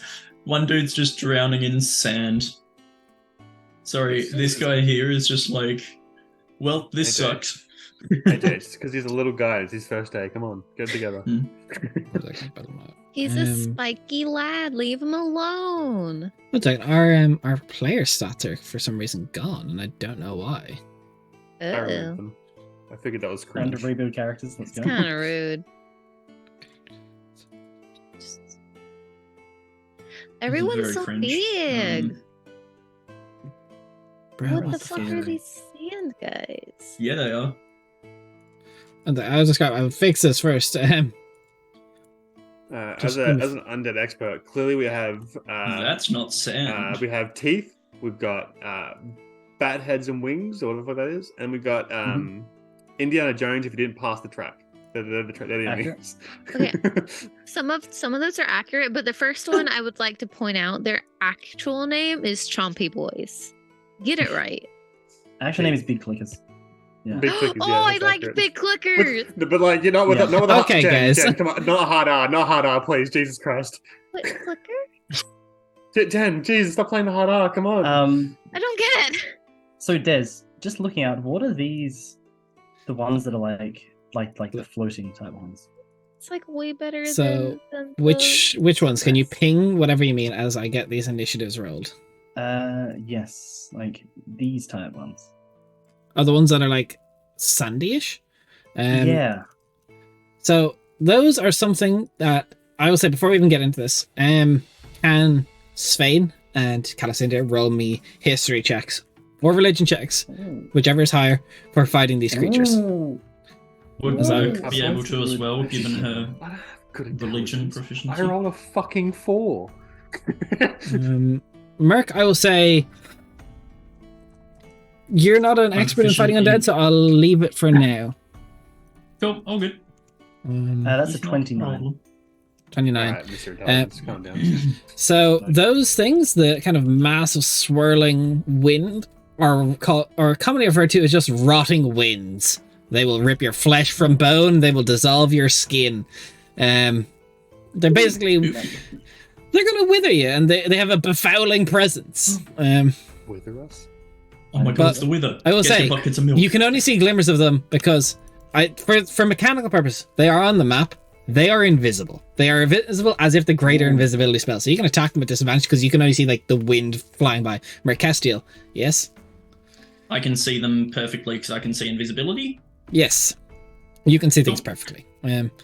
So 1 second while I get these initiatives in, and then we'll swap over to battle music. And Sorry. This seagull up here, he's having such. he's a just rough getting day. fucked. He's like, oh no. But Oh also, my God, that two wing times. is so withered. Like, not even perspective can fix that wing. That wing is just like, "Nyeh." Wait, leave him alone. Leave him alone, okay? He's just a little guy. It's his first It's day. not his first day. It's not. Nah, look at It him. might be. I mean, with Okay. a bird with that sort of wing is definitely his first day. Yeah, true. Okay. That is 4. Then that one is... Oh, at least I'm not holding up the rear. Well, I kind of am, but like, we've got 2 of those like Okay. wind up teeth. Minus abilities. 7. Oof. I'm more nimble than Teethan. Wow, He's got a 6. I'm more nimble than Teethan. Holy fuck! I think the only one that's left is the Blutterflesh that I've got to roll for. So, a lot of enemies. A lot of things that go bump in the night. And in descending order, who needs to be just added to quickly- initiative? Just me and Kel. Me. Yes. Add turn. And add turn. And let's go. Cal, what's your initiative? 11, did I roll? Yeah, 11. And Svein, what's your initiative? Big ol' 7. Oh, 7. Let's go. So, in descending order, let's change our music up because this is a bit too peaceful. Thinveil needs to be spookier. Would Svein and or Teethan know about the other creatures as well, or just the wind? Teethan Just the bad guys. will call out about the big thing, and he goes, "That big fuse thing up there is a flutterflesh. That's not going to be fun. That's going to be yeah, it's gonna heal. Hit it with what, 1 second. Hit it with radiant or fire, otherwise that thing's healing." Yeah, I was Gotcha. gonna say that. I had that covered too. Space. What he said. So the first one, the rotting wind. God, you guys did not get phenomenal initiatives. This thing will fly 60 feet. Because you see this thing quick approaching Calicindir, which is as it has invisible as if great invisible. That means its attacks are at advantage. So Calicindir, using the Labradorite dice, let's see if I can get a nat 20 Wait, on come you. on. Come on. Come Eh. on, buddy. I don't actually, and I don't think either of those hit you. Nope, neither. No hits on that one. Nice. Okay, that's and then the first shark jaw skeleton on the ship will move up to Teethan and make It's 2 the bite wind-up attacks. teeth. It's those wind up teeth. One of which will hit and will deal minimum damage to him. But Teethan is grappled by this creature. Ooh. I'm taking only a minimum of what's that?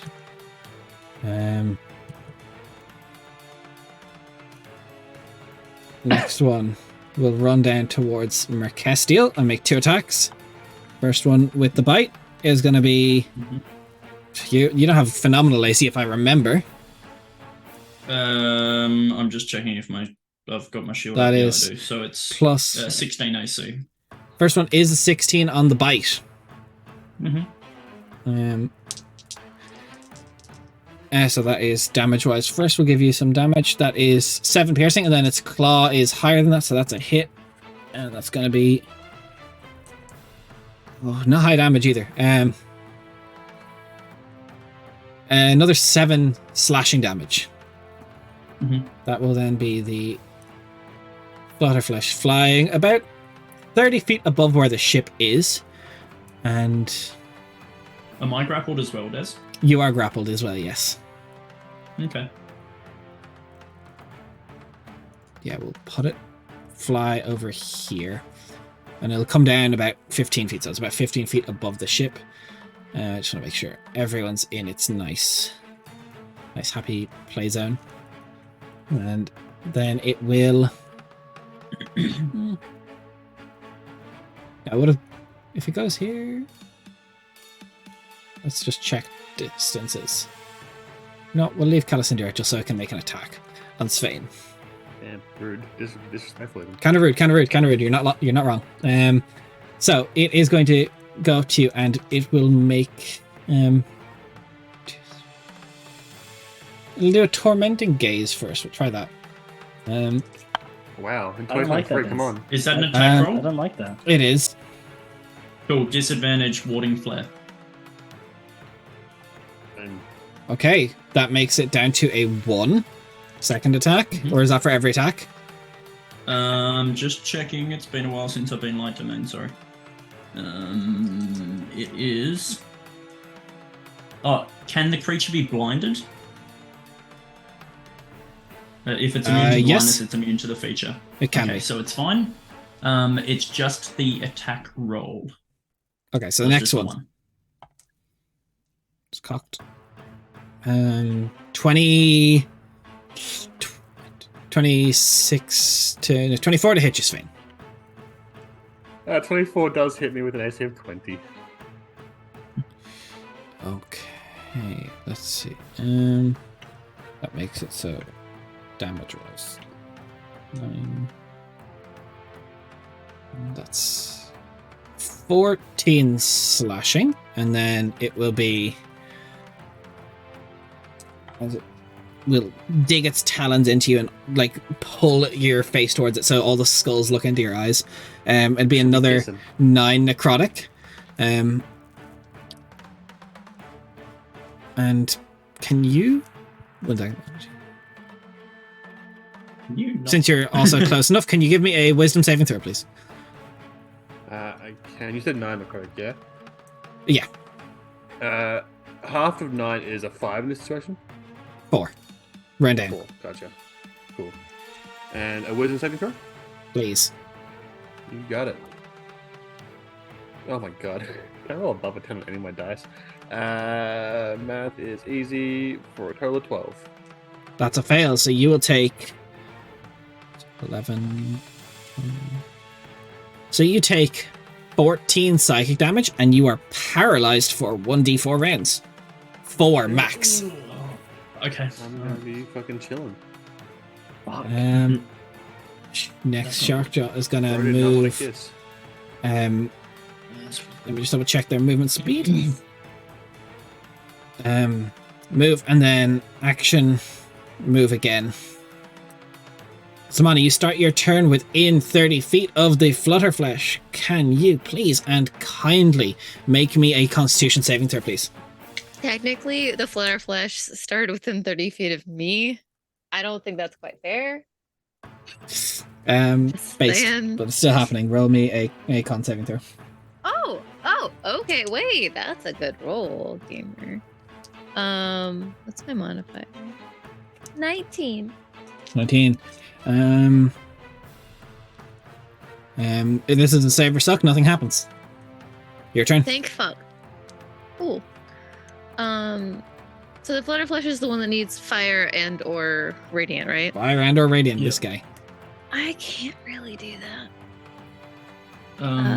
You've got holy oil. I think it's a bonus action to apply. Yes, but do you want to use it now or do you want to use it Yeah. later in the fight? Because I only have Uh, one holy oil. You have 2 now because I gave you one You only 2 sessions ago. I gave you one this session. and I gave you one when we were in before Burton. Okay. As But a still, gift. I only have 2. It's only Yeah, one I can attack. make more. I'm gonna attack the chompy guy.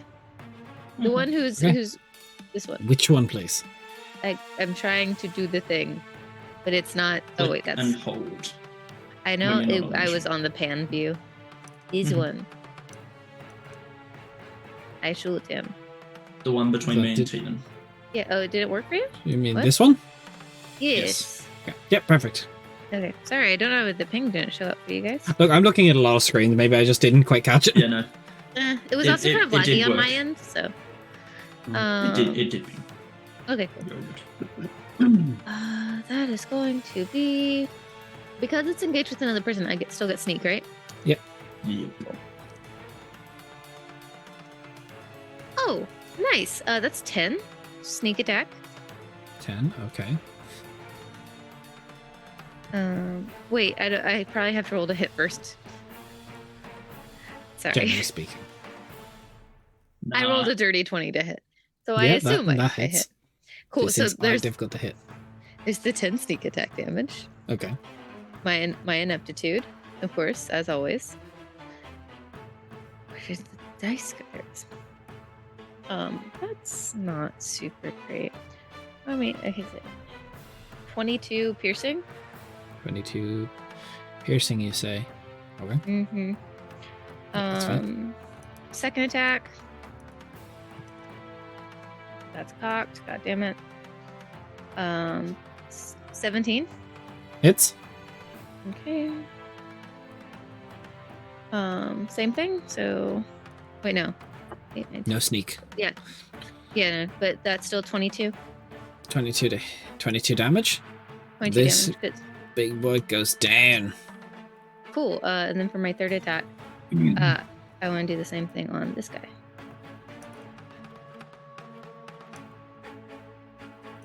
That one's 13 to hit. That's probably not gonna. 13 just hits. Oh shit! Cool. Which one are you aiming for? Sorry. That's 20 damage. That one. Cool. 20 damage. Mhm. Let's go. Okay. Any movement?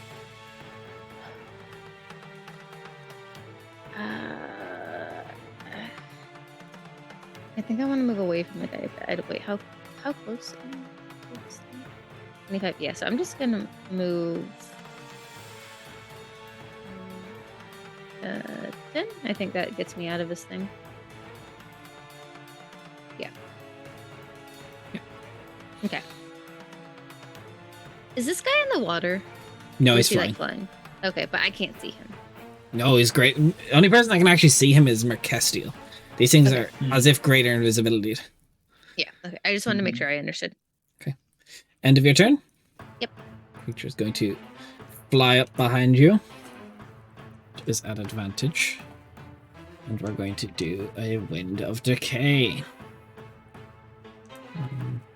Oh, there's 3 of them. Okay. There is a fair few of them. There's at least 3 of them. The Wind of Donkey Kong. What? Right, I can't roll for shit on these guys. That's 16 to hit. I don't think that hits you. Sorry, I was muted. That barely does not hit. Okay. Next one is going to move up 60 feet. Well, not full 6 feet. Svein is paralyzed, so that means advantage. Advantage and auto crit on melee hits. 2 and a 1. I cannot roll well on these guys. Let's go. Alessander, you're not within 30 feet of the big guy, I don't believe. No. But you saw something from the wind lash out at you from to your left. Yeah, I don't like that. I also don't like this shark mouth that's close to me. How high up is the crow's nest above me? Crow's nest from you is maybe like 40 feet up. Okay, cool. I'm going to use my bonus action to use the Bleak Dagger just to get up there. Okay. And then surveying the battlefield down from where I am, I can see Sylvain getting attacked by the nasty-looking creature down there. Yep. Which hasn't been attacked, correct? Has not been attacked. Okay. Does this look like it's probably like not the leader, but like the most intimidating looking creature among? Roll me so a perception. What is my modifier perception? I think it's just like a 1. Oh, it's a +5. Okay, cool. That's a 15 then. 15. Yeah, you feel like that's probably your knowledge of undead. You fought limited flying ones in the world below, but that looks like the most threatening. The big daddy. Okay. In that case, Calcind is just going to reach out into what semblance of a mind it still has left, as he will cast Mental Prison on it. So I need to take a intelligence saving throw.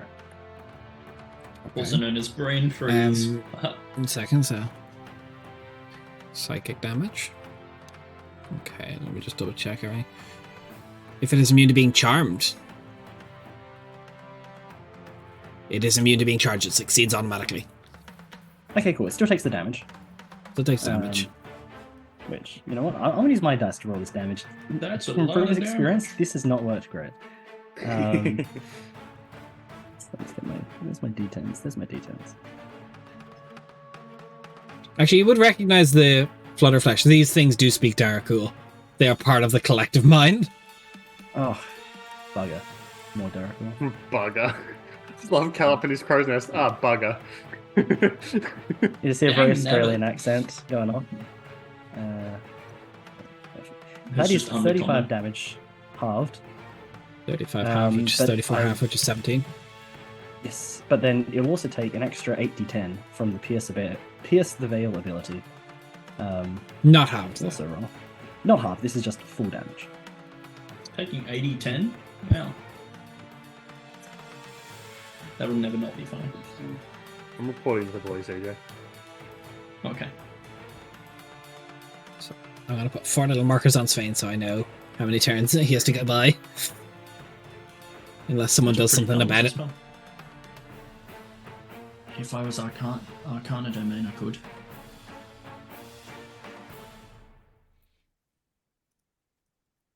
Okay. I don't know how Cool. I could help. That is 54 points of damage from that. 4 Kill respectable. me. Put me on a misery. Okay, anything else? And- Comes in here. No, that's everything done. Okay. Svein, you are within 30 feet of this. No, fuck it. No, I don't believe you. That's like. Con save, please. That's the only thing you get on your turn. I bet. Hold on. Let me fucking pick a good dice here. I rolled actually pretty good. Fucking 22. Okay, it's a save or suck, so I'm okay with that. I would say, Cassandra as well, could you have just rolled me another history check for this Flutterflesh? Because it has a fun ability I want you to see if you remember. Yeah, absolutely. Look, history, that's my jam. That's 26 or up. Flutterflesh is renowned, and I would say renowned for its bone spur attacking, where it will routinely rip off someone's limb to absorb and heal itself. Oh, that's Randomly terrific. chosen. It's indiscriminatory. During my turn, could have I yelled that out? Yeah, it's Everyone? What? Okay. Don't let it touch the limbs. What? So, one second, its sheet looks kind of messed up. It could just be. I'm just going to check my compendium, see if Quick it question. changes it. What was Raph yelling? What was Cal yelling at? That it can absorb one of the limbs of its targets and heal based off what Des was saying. Based. Yeah. Let me go out on a limb here and say it's going to use it. One second. Sorry. For some reason, the Flutterflesh's sheet actually just is all sorts of fucked, so I'm going to just re-drop in the sheet. There's not another one. I'm just trying to see if this will fix it for me. Multiplying. Ooga booga. It's been a man. There were 2 of them. Yeah, for some reason the Tormenting Gaze is Svein, how much damage did I deal to you in the Tormenting Gaze with, I think it was like, yeah, there was not actually meant to be the slashing and necrotic damage, it was only the psychic. So, I'd say just... It was 9 necrotic. I 9 don't know necrotic, any which is others. halved. I think it was like 10. Heal like 14 damage. Unless that puts you above max. Because that was just the sheet being Ooga Booga wrong.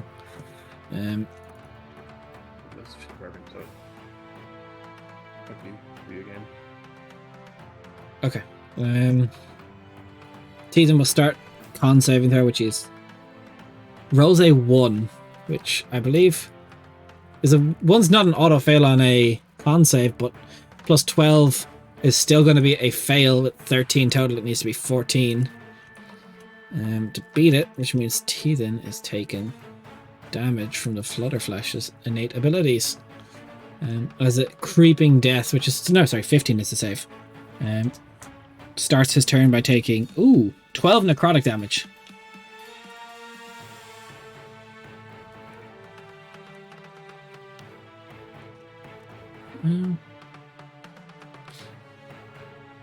Yeah, he'll just try and kill the thing that's got it in his mouth.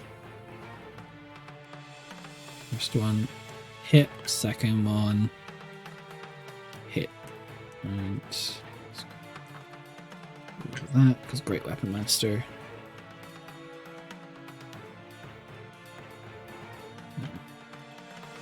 What's that? Yeah, with two, he in his mouth he pulls the greatsword out and slashes just out twice, breaking the jaw open, killing the creature, and he'll shout, "Mark, if you can just destroy undead, I think we can deal with these ones easy. I'm going to go help Svein." And we'll move 30 feet. Alright. I'm trying to kiss it. Trying to make out with it. Which skull though? Does it have lips? It's got 4 of them. Just look at my eyes. It's pretty seductive. Let's actually can't do that. But these things will get to move, so. Chasing him up the stairs. First attack misses, second attack hits. With the slash, not the grapply one, but it's 13 damage more to Teasen. This one. Move mindlessly, action dash as well, and then this one. Yeah, come closer. Please come closer, you fucks. Do the same thing. Marcus, your turn. Oh yeah. Thank you for coming closer. Every single creature, apart from maybe one of the winds. So everything apart from this guy here is within 30-foot range of me. Okay. So, Channel Divinity, turn undead, destroy undead. Wisdom saving throw, please, on all of them apart from that one wind. DC 18. 2 seconds. 30. Yeah, I've measured already. DC 18. So the Flutterflash has advantage on these, which is a success. The Rotting Wind does not. Is a success though, unfortunately. And the others, what CR is your destroy, and do I have to roll because these are CR? The Shark Jaw skeletons I think are only CR 1 undead. Is that automatic? CR 3, I believe. Do they still save? Just double check. Just having a look. What level are we? We're fucking 14? 14. Yeah. We're 14. 14. Destroy undead is CR 3, and I believe they still have to roll. I think. Where is... Where's my destroy undead? Or is it in this bit?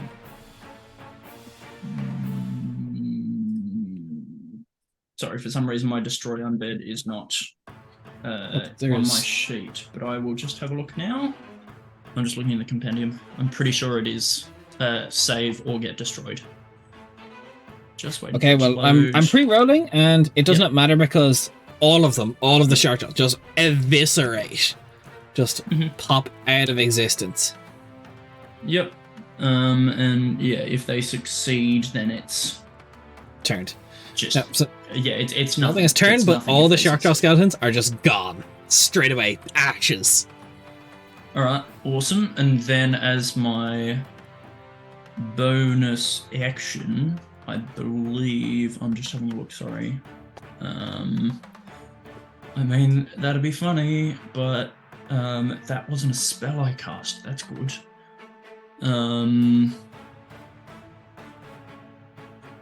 Sorry, it's been a while since I've had any of my light domain spells. I'm just seeing if any of them are bonus axioms, which I take your time. very much doubt. But what I do have is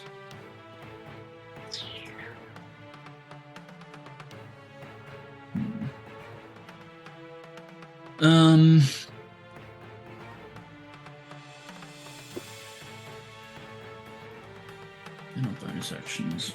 Is that a bonus action? That's an action. I think the main bonus action I have, which is accessible, which it'll be funny anyway. I'm gonna attempt to hobble the Actually, is there anything you touch? Yeah, no. I'm just gonna try and hobble the big skull. The no, flutter flesh. Yeah. Hobble. Is there any speculation on immunities if it's immune to something? I can't. Because I just feel like hobble should never work. No, hobble is just succeed on a deck save or its speed is halved until the end of its next turn. Doesn't say it needs to have legs. Hey, Thank 4 goodness. plus 8. It fails. Cool, its speed is halved. Alright, put a hobble check in, chat. I don't actually have Twitch loaded up right now. Based. Any movement My will cast internet you. is not hog. I'm just going to... Yeah, I will...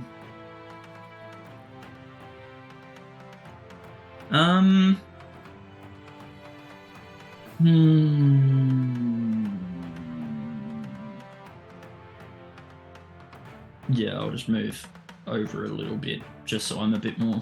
Can you get rid of this skeleton one? Yeah, I'd say that could have Please? gone to ash as well. Just all of them Cool. burnt up. Thank you. Just so I'm a bit closer to everybody. Thank you. That was a fun turn. That's your turn. Yep. Okay, this thing is going to fly up 60 feet towards Calicindia, still invisible to you. And at advantage, who knows if any of these creatures will hit today. Look, honestly, that was me yesterday, Des. Come on. Look, it feels fair.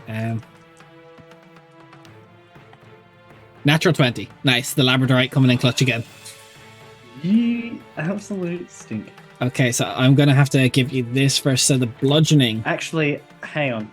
you can't I see need to it. check the wording. I need to check the wording. I also need to check the wording on my spell because I got my reaction back. What spell is it?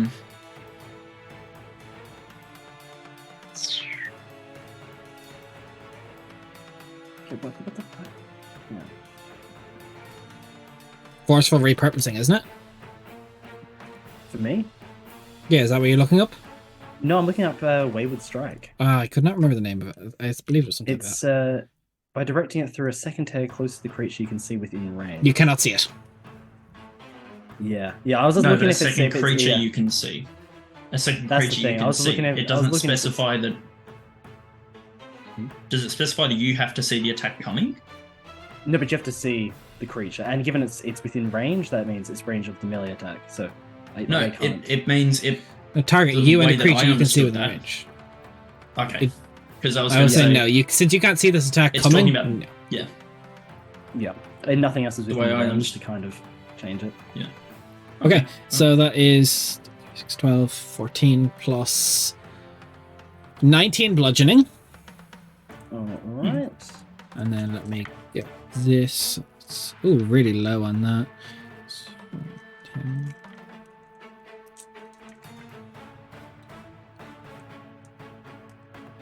So,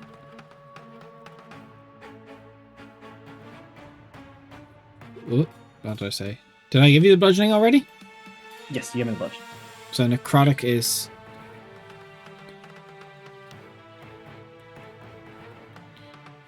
23 necrotic damage, and you must make a con saving throw. All right, pretty good at those at least. What's a modifier? That is 21. 21, you're okay for that. We'll see who else. That is its turn. You feel the creature, the thing that lashed out, come and attack you. Perfect. Flutterflesh. Look, it's still going to focus down the creature that it has paralyzed because that's the logic here. Yeah.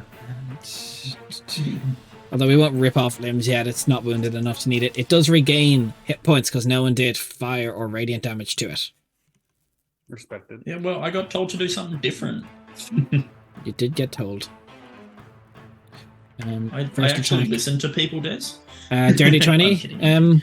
Svein? Dirty 20 is my AC. Okay, so first attack will hit. I'm just going to do both. That's cocked. Second one won't hit with a 16 then, but it's an auto crit straight away anyway. So,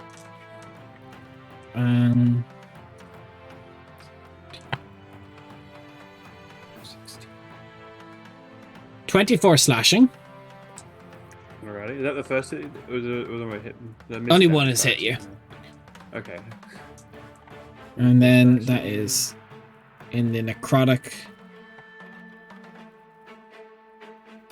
14 necrotic. Cool, that is And- halved to 8? Half of 14 half to would be? 7. Fuck, I was close. Yeah. It's alright. So that is, yeah. And you are grappled by the creature. Maths is hard. The money. Hello, that is me. Yes, Amani. Correct. Hello.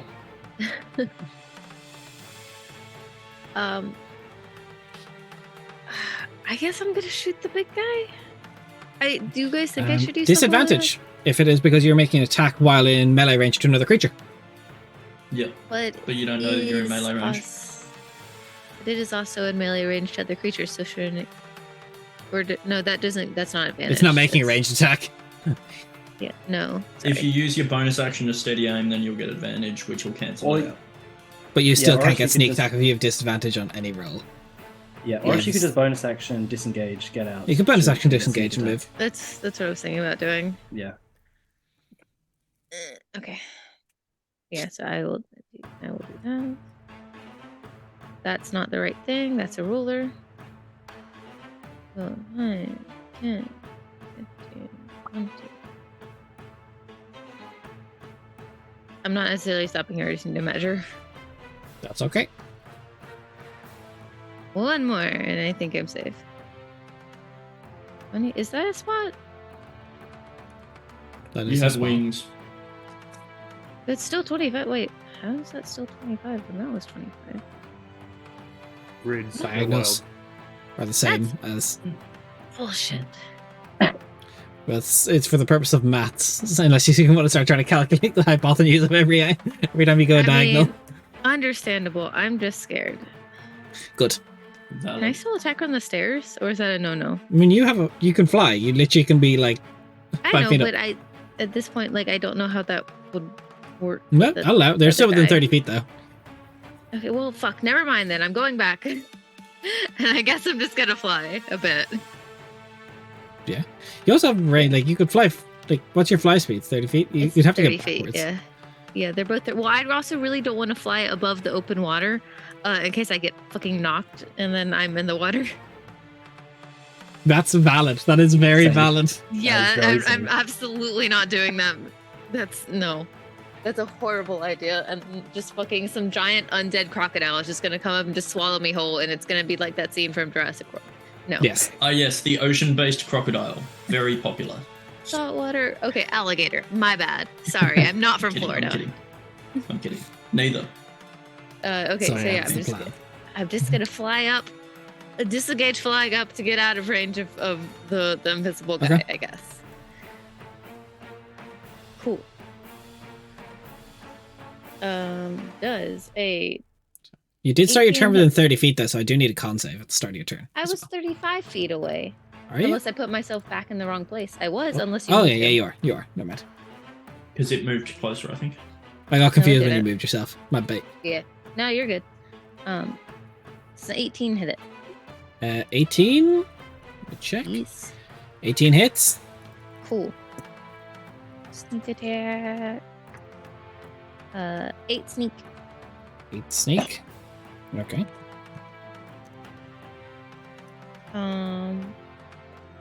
Then 21 piercing. 21 piercing. And Okay. I still get a second attack. I just don't get a third. Yep. Yeah. Oh, yeah. And because I've already used my bonus action to disengage, I cannot Hexblade curse this guy. unfortunately. No, you could smite if you wanted an Eldritch Smite on it. True. Because he hasn't gotten Actually, hit with yeah. Holy. Yeah. That's fair. I was just told to save my spell slots, but I realize now that we're still like a little ways out, so we're probably going to get a short rest before we actually head in. Maybe. Probably. Hopefully. Cool. Let's make that hope. No, We live for we the get it for hopium. blockade. You got to hit the beaches. Let's go. Come on. If there's any blockade left when you get there. Stop it. So it was 23 to hit. So that does that. The normal damage. Oh, okay. 25. 25, And okay. then the smite. Wait, which smite? Just wait. You can only if Eldritch and Divine Smite, you can put them both on this. Divine? Yeah. That's fair. I don't have divine. No, okay, I do have divine smite. It's a special one. Okay, just a second. I gotta grab all the d8s. That's okay. You do all the D8s. Did all the d8s. All the D8s. All the d8s. 4, 5, 6. I literally don't have enough d8s, and I do this to myself every time. I mean, that really just sounds like a you problem then. It does. I don't own enough d8s. Is my issue. That's a skill issue. It's a money issue. It's both.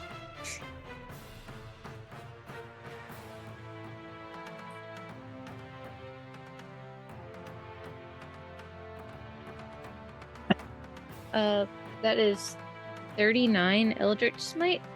What type of damage is that? Force. Force, okay, 39. And then for the Divine Smite, it is 3d8 because he is fiendish or undeadish. Correct. And that rolled really well. 20. 20. Doubled to 40. And the wings just fly out trying to find some purchase on anything, but this thing drops dead. Help with this thing that's invisible and trying to fuck me up, please. I'm trying. Somebody took a level in Paladin? No. Close, though. Kind of. What the extra? What do you mean? Do you mean So- you guys can't see these things? Flying up to you is going to meet you. The rotting wind is still going to make its wind of decay attack at advantage. Come on, Labrador. You already gave me one natural 20 this combat. Why not give me a second? It's cocked. Because the world is unjust. Okay, that should hit. That's 18. It hit me, yes. Okay. I will need a con save, but I'm going to give you some damage as well. Okay. First bit of damage is 10 bludgeoning, and then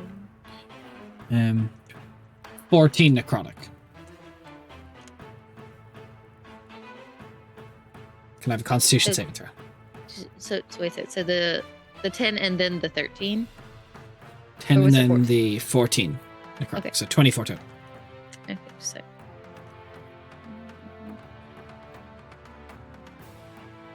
2, 3, 4, and then for the saving throw, I got a 17. 17 succeeds. Yay! This creature is still going to make its attack at Swain because you are paralyzed.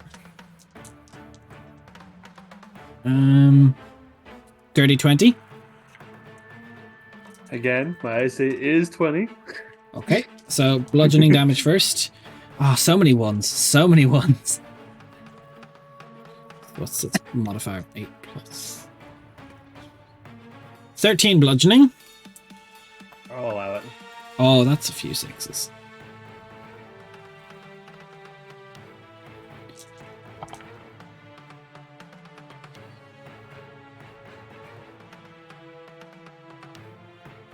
$29, so 28 halved.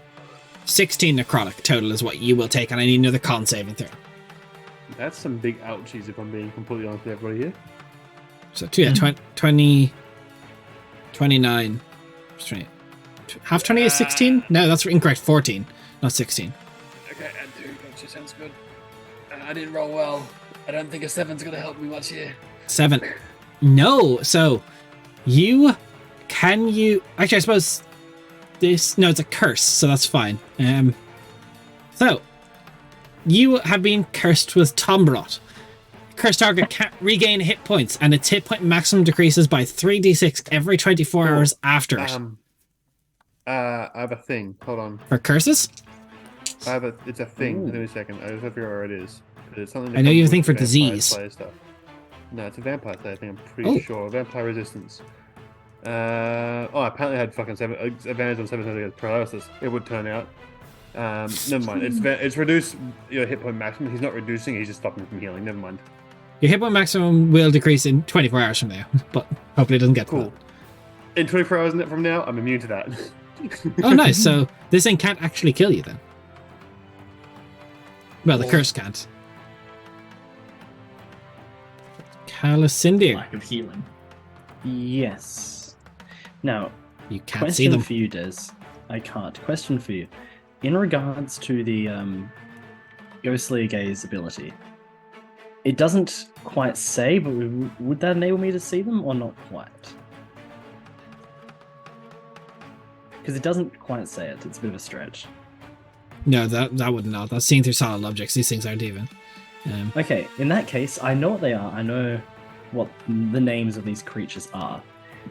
Would that allow me to hit them with Psychic Lance, which you need to name the target? By naming what they are, would that? That's strange. Considering they don't have individual names? No, you have to utter a creature's name. This creature does not have name. Yeah, it doesn't actually have a name, so it's like... Try okay. Kyle. Yeah, Just Kyle. shout out names. Doug. No, unfortunately not. You know the general location, cool. so if you have an AoE that could catch them. Yeah, but it's like... It's so Just get myself... funny. You No. pick a random name and just a crew member just falls dead. Oh fuck again. Rip Bartholomew. Fair enough. No, that's... I just wanted to double check that as well, just for future moments. I believe you have All an good. ability that would allow you to see it. At a cost. I mean, at a cost. Which for this thing, I'm not going to do that. Zamani Yes. would kill me. Stop. Yep. Okay. Still has a spell slot. So in Still that has case, two. I'm just going to let out a synaptic static behind it because that will catch it. Because I know the rough positioning of it. Well, you know something so attacked you intelligence. from here. Yeah. Blow so its intelligence mind. saving throw. Intelligence from it. That is looking like it's probably a fail. Can you put DC synaptic static in the 19. chat? I just want to make sure there's nothing that like resistance or if it has any like because it has condition immunities. Yeah, absolutely. Is it smarter than 2? It is. Psychic How damage. unrelatable. Oh shit. I misread that. Yeah, no, that's perfect. That goes through as intended. All right, it would take the full damage. I'm just going to do that. So that's 29. Ignore the 6 there. Okay. But 29 points of Damaggio. And I am going to bonus action. Boop. Teleport, here. I assume. Yes. Yes. No, just Just leap off the flings crow's nest. himself through the air. Yeah. What? Okay. Svein, you're paralyzed. Des, quickly. I had a quick reread. It turns out I misread the thing. I'm not immune. I had advantage against the saving throw, but it's fine. Okay. So I can still be killed by that thing. if I'm Okay, trying to perfect. Yeah. So Teethan's turn. Do I need He's to going roll to cast. anything? No, it's just a Any D4 con save or turns. anything? It's just a I wasn't sure D4 if I need turns. to roll a con save anymore still or not. No, that thing's dead. Cool. But Teethan on his turn will use his action to lesser restoration you. Cool. So the paralyze is gone. Little... Do you have cleansing touch as well? Considering still we're not both sure. at 7, could he have gone first technically? And you have a much higher dex than him, so no. Fuck you, Teethan, be faster. He's trying. He's trying. He'll also use his bonus action to open a portal beside him, and so he will. I'll just mark on the map where the first So if you're looking to walk away, he'll mark it beside him here. Although I shouldn't be drawing in red because that's very difficult to see. He'll mark it here, and he'll make it go open here. In case anyone wants to, like, if Merc wants to move through it, if anyone wants to do anything. Cool. Merc. No, has- it's his gloves. He can make gates 30 feet whenever he wants. Merc's actually going to be kind of cool for a change, because she's not normally that cool. You just see Merc put a hand to the holy symbol of Solelio and just raise one hand up in the air, and you watch as it glows with fire, and a scorching ray goes to hit one scorching ray to each target. Okay. I'm going You to don't roll- need to worry about disadvantage because you can see these things. Yeah. So can see for the one that is to Merc's left near the crow's nest, Okay. is a nat 20. Okay. Which is... Do you want me to do all three of them now, or just do each attack? Do each attack. Alright, so it'll be 4d6 of fire damage then.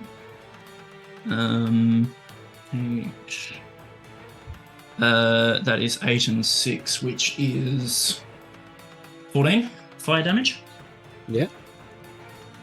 Then the one that's near Svein and Teelan is a natural 18 plus Hits. numbers, so I assume that hits for 8 damage total. And then Zamani's friend is a What's the range? 16 scorching total, ray? 120 foot. Oh yeah, 120. yeah, no worries. 16 total to hit. 16 to hit. Hits. Yep. Cool. And that is 6 damage of fire variety. And then Svein's looking pretty rough, and Merc wouldn't know about the curse, so she will do a healing word on Svein and notice it does nothing. Does nothing. But you wouldn't do a healing word because you can't cast 2 spelled levels in a turn. Oh yeah, true. So instead, she will... Merc will just yell healing word, and Sven's like, thanks. Sven's like, appreciate it.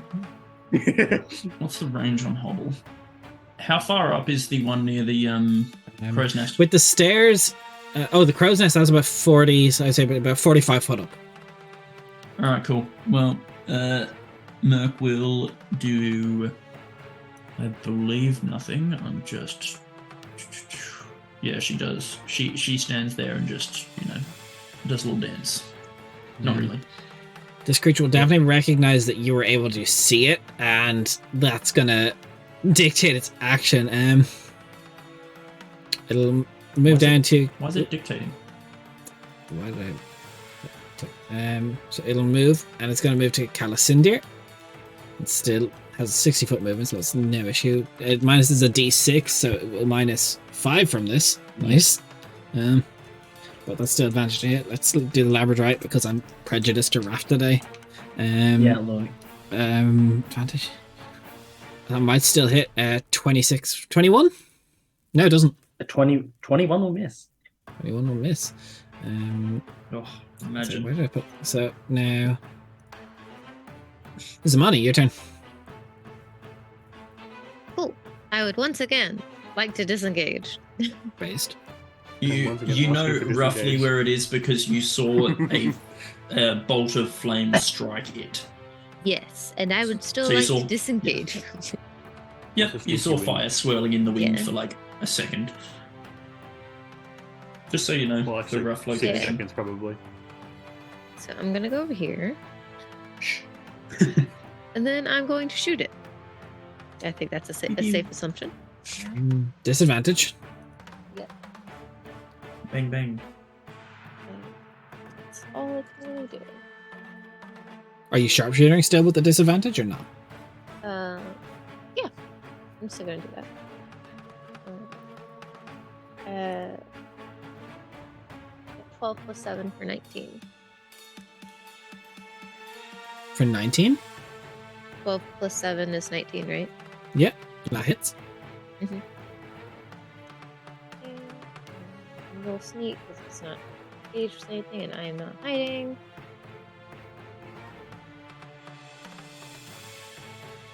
Oh, we got max damage. So Are you hitting the one that you ran away from or the one by Calcinder? The one that I ran away from. Unless Cal looks like he needs help and I didn't notice. He's fine. Okay, that's what I thought. Yeah, so the one from before. So that is 26 damage. I got max. Oh, God. 6. Okay. And then for the second attack, Just a disadvantage. yeah, that one's probably not gonna hit. That's only a 10. No, definitely not. Okay.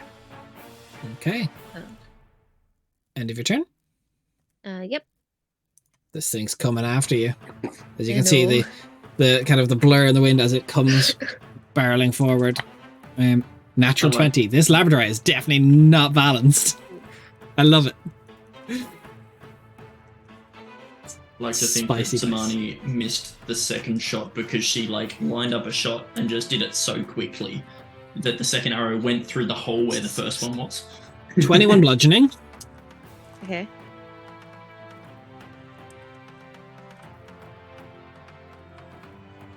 That's a lot. I can't help And you if you're 24 far away. necrotic, and I need a con save. You said 24 necrotic? Yes. I am very owie. And make a constitution saving throw, please. Yeah. 18. 18 succeeds. And then Svein, this one's been routinely hitting at you anyway, so it doesn't just because you're not paralyzed doesn't mean it's gonna stop. A mad respect. Mad Little bit. respect. 18 won't hit. No, it won't. No. Callus in Unless I there. let it hit, now it'd be crazy. All right. So how high up is Zamani right now? And the one About attacking? 30 feet up. About 30 feet up. Okay. Would have I noticed how injured Zamani is currently looking? Yes. Okay. In that case, sort of aiming from the general direction of where I can. I'm guessing you can see where the attacks are coming from, like in terms of the wind and everything. Vaguely, not greatly. Vaguely, that's enough. That's enough. Just to position the synaptic static up there, so it's not going to hit Zamani. Just shooting it up there. Go for it. Intelligence save? Yeah. Intelligence save. I think that'll do it. Actually, no, it's got a negative. No, I don't think this thing can succeed. DC 19. DC 19. No, -2. That is 16. Perfect. Yeah, it takes the full 76, and the effect drops on the other one, but this one here is now minusing the D6 or 24. 24. D6 is a little high. Okay. Bonus action. How am I looking? You know what? No, I'm gonna stay where I am. Okay. Svein. You can move! I can I can fight. Oh, God damn it, Something okay. you can't see. The one by I Zamani is assume- 30 feet up, by the way. Yeah, that's perfectly fine because of diagonals and shit. But I am going to bonus action use Zephyr Strike on myself. Hello? Hello. You disappeared for a moment. It's fine. Yeah, my internet just flickered really bad. It had a hiccup, it's okay. It closed It doesn't everything on my say like, PC, fuck for that. and then everything Alright, just popped so up. with Zephyr Strike, I get advantage on a single attack roll. Yeah. And I can utilize my thing called Straight Through the Heart, which if I use my attack action, I can instead replace it with, as long as I'm attacking my favorite enemy, which undead, I can replace my attack with dealing 6d6 instead of the 1d6, but I replace, technically, I think, based on the wording, I will send it through, but the way the wording replaces the multi-attack as well, as far as I understand it. Attack Yeah, it action, does. yeah. It does. Yep. Yeah. Cool. So I'm basically I'm essentially trading off potentially 2d6 plus my stuff for 66. So Yep. So And then Zephyr. straight roll. Thanks to you. Do you have anything to give you advantage? it would be just the Zephyr Strike, which is straight roll. So the Zephyr Strike gives you advantage to cancel out the disadvantage. Yeah. Yeah. Perfect. So straight roll. I assume you're using the +2 hand axe. Yes. What's the Strike hand axe that range? Zephyr. It's a 60 feet disadvantage, 15 feet regular, but you can't stack disadvantages, so... Yep, no, I was making sure it wasn't past like the threshold. Yeah, no, you're good. That's what I was measuring, so I had to check. Yep. So But that will be a 15 to hit. 15 is the AC. Whew. I don't have enough dice, I'm just going to have to do this way. Peasants. So- Absolute peasants. Not enough dice. Look, I Casuals. technically have them, they're just all here. Based. So, that's a lot of ones, but honestly, fair and base. Oh. Great day. And then a D8, because of the Zephyr. The real dice are the friends we made along the way. Bro, I rolled low as fuck, what the heck? It says if the attack hits it does an extra D66, so you still do your weapons 66, damage. Okay, I'm just gonna fucking do this then. Hold on. There you go. Nice. 8 slashing, so that's 25 damage. So imagine this thing kills it and the axe just goes straight into the water. Oh, no, it's gone, goodbye. No, but as you hit it, it sinks into the air in the sky, finding purchase in something, and then you feel it stick, and then almost as if the air dissipates, it falls to the ground where the creature was. It was enough to kill it. Sven just looks up at Zamani and goes, But Thanks. how cool would it be? Because it's swirling wind. You throw the axe in, it kills, and it slings back towards you. Sven's not an Aussie, I can't give him a boomerang. No. although maybe though. Any movement?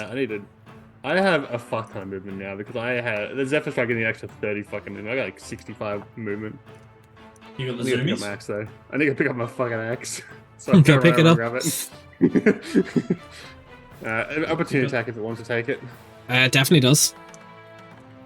A disadvantage reaction. Zephyr doesn't do anything to stop it. I So it just believe cancels you're it out, so within 30. I'll just roll a straight roll then, Yep. because it's invisible. Oh, actually, sorry. Oh. I misspoke. I realized I thought Zephyr Strike didn't have that, but it does actually stop opportunity attacks, so I'm okay. Okay, perfect. So Yeah. it doesn't even matter. Yeah. So Ignore I pick me. up my axe, and I'm going to run back again. Okay.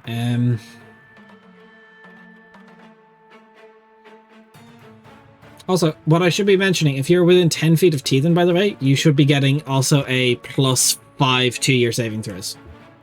Oh, he's very big. Okay, cool. And also, if you're within 10 feet of him, you're immune to frightened. No.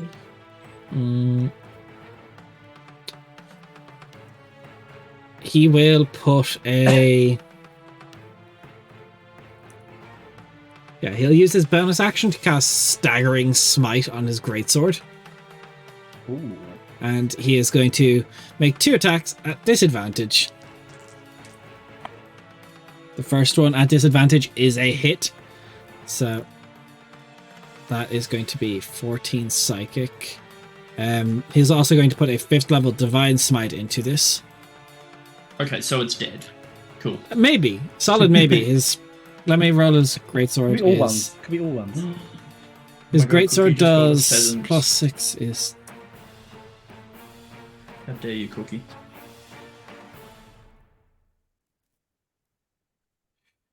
Maths can't think is 13, 17 slashing, 14 psychic. Let's do that first because that's easiest. 17, 14. Oh, that's off his HP. Okay. -17, -14. And then a 5th level Divine Smite should be a lot of d8s if memory serves correct. At least 3. It's at least 3. So it's 2d8 for first level, so 5th level means it's an extra 4, so that means it's 68, if I remember. Oh, to a maximum of 5d8, maximum of 68 thanks to it being a undead. Yep, that's correct. Dealing an extra 27 damage this thing. Went from almost full health to almost no health. And that's the first swing. That's the first swing. Second swing is lowest of the two, is still a hit thanks to the magical property of the Greatsword. Reroll that. 6 plus. Plus 8. Maths. He'll throw a first level Divine Smite into it as well. Which, in theory, that's not even a d8, so why did I roll those? So that's 3d8, I believe. 2 base plus 1 for undead. It just, you see him just basically pull the Greatsword back and just go smack, smack, and it just, the wind just like staggers backward and is gone. Teethan, it's gone. Nice. You did it. Well done. There's one more. Then he will move the portal he had to yes. He'll open one up beside Calasindir to go back to where the other one is, and he'll move up. Merc. Alright. Well, Merc will move around to here. Does it have any what do you call it? Half cover or anything from top of the stairs, bottom of the stairs? It's high up enough. It's about Cool. 5 foot up anyway. So Hey Des, I learnt my lesson. I'm gonna guiding bolt.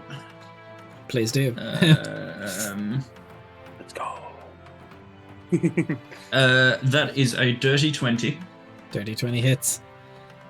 and it's going to take 4d6 radiant, which is 7 and 8 for 15 radiant damage, and 15 radiant it's got advantage on whoever hits it next. I will say, since it's now glowing like a light bulb in the sky, I will mark it as the invisibility doesn't count, so it's just an advantage attack, because you can very just clearly see this. Yeah, you see golden flames swirling within the wind. Okay, anything else, Marquesi? Good turn. I'm going to. That was my action. Bonus action. I'm going to. I mean, the only bonus action I can do is the fun one, just in case it tries to run away. Hobble, please. 22. We're okay. Cool. And then, end of your turn, Calasindir, I'm going to make another strike at you because you've been a considerable portion of it, the damage on it. It keeps following me. Following me. 23. That is my AC, I'm fairly sure. Yes, you said it's lit up though, so I can see it. Is that what you're referring by that? I'm very saying for the attack. Okay, I'll take it. Give me the damage. This is 13 bludgeoning. Alright. I need a con save out of you as well. Yeah, that's so good. Let's take the damage first. And 12 necrotic. So 13 and 12. Okay, that is 17. Succeeds. Alright. Zamani, your Love turn. The fact that Zamani gets Zamani, this save shot. me. You have advantage, Zamani. 2 nat ones. Do your worst. Stop it. I'm Do trying your my best. worst. It's not bad. And just another 18, which I think hit before. Yep. Yeah, it does. Yeah. Let's see. Oh, max damage on the sneak, which is really cool. Nice. Okay. Well, for that. Oh, that's weird. This creature is immune to damage that is exclusively called sneak attack.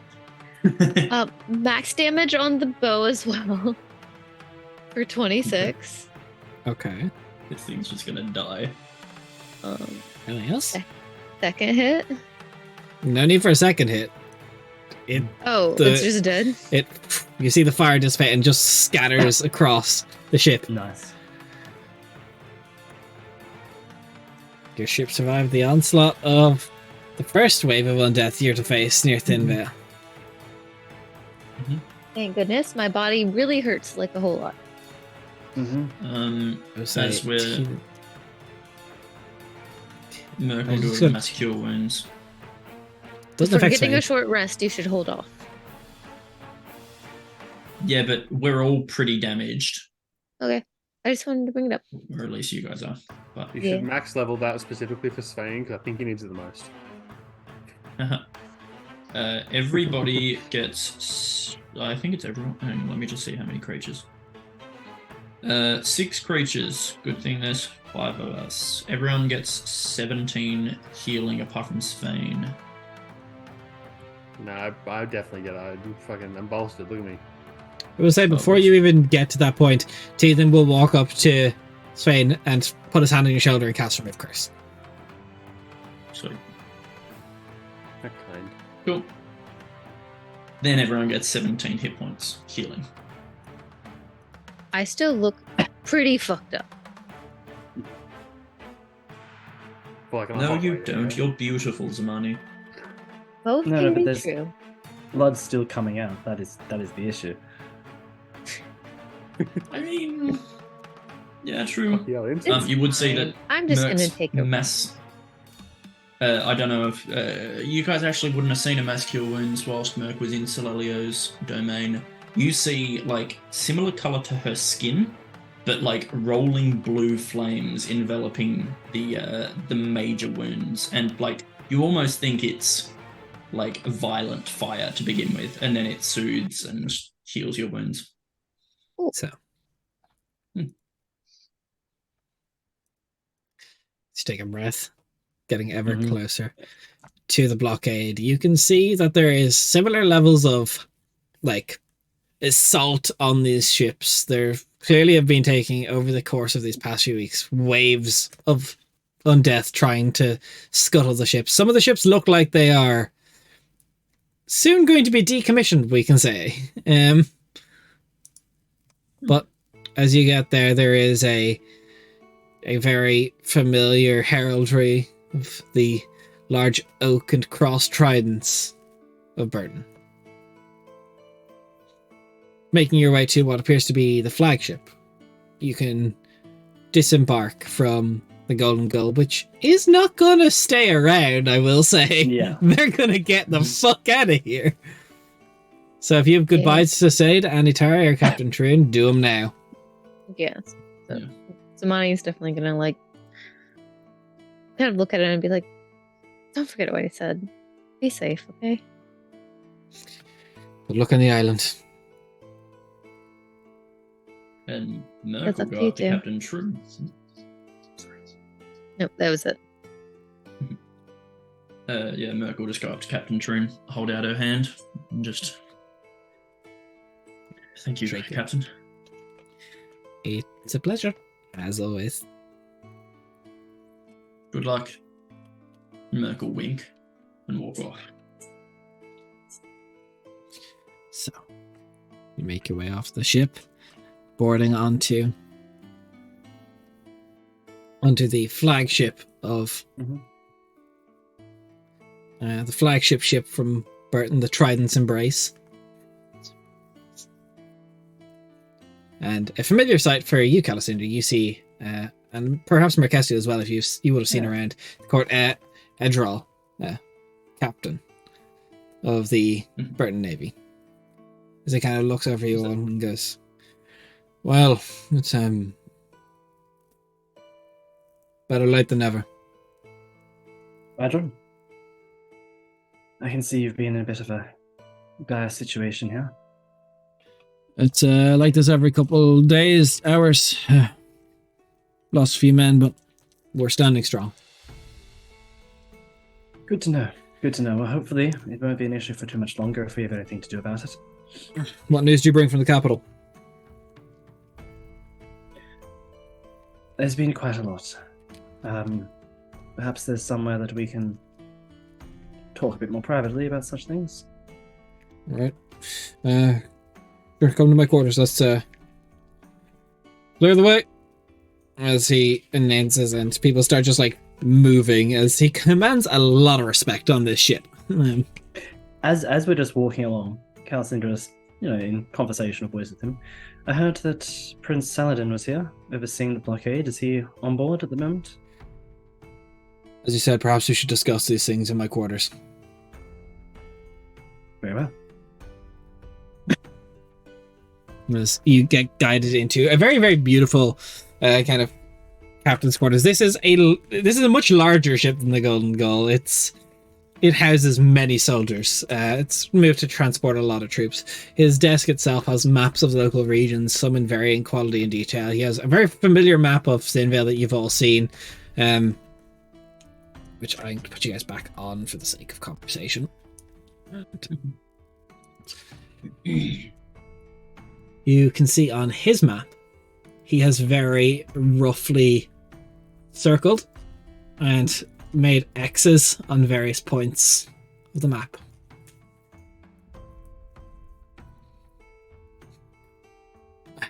Take a seat. Would you like a drink? You're going to need a drink. Right. It sounds like a good idea. Pours just various, like, this thick, brackish spirit. What news do you bring? I'm just like bit of a bit of a change in the capital, you could call it. Everett took action against several individuals who were found guilty of orchestrating a coup against him. I'm aware of that. I'm more meant to do at Thinveil. I've been updated with the situation in Burton. We do have mages to send these messages. Right.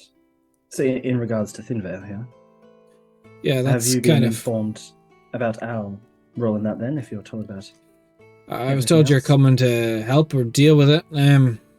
It's no great big Exactly. secret that I've been wanting to go in for a while and been waiting for the go ahead. I'm convinced King Everett to let us go in after the blockade was meant to be ending if you all hadn't shown up, but now you're here. So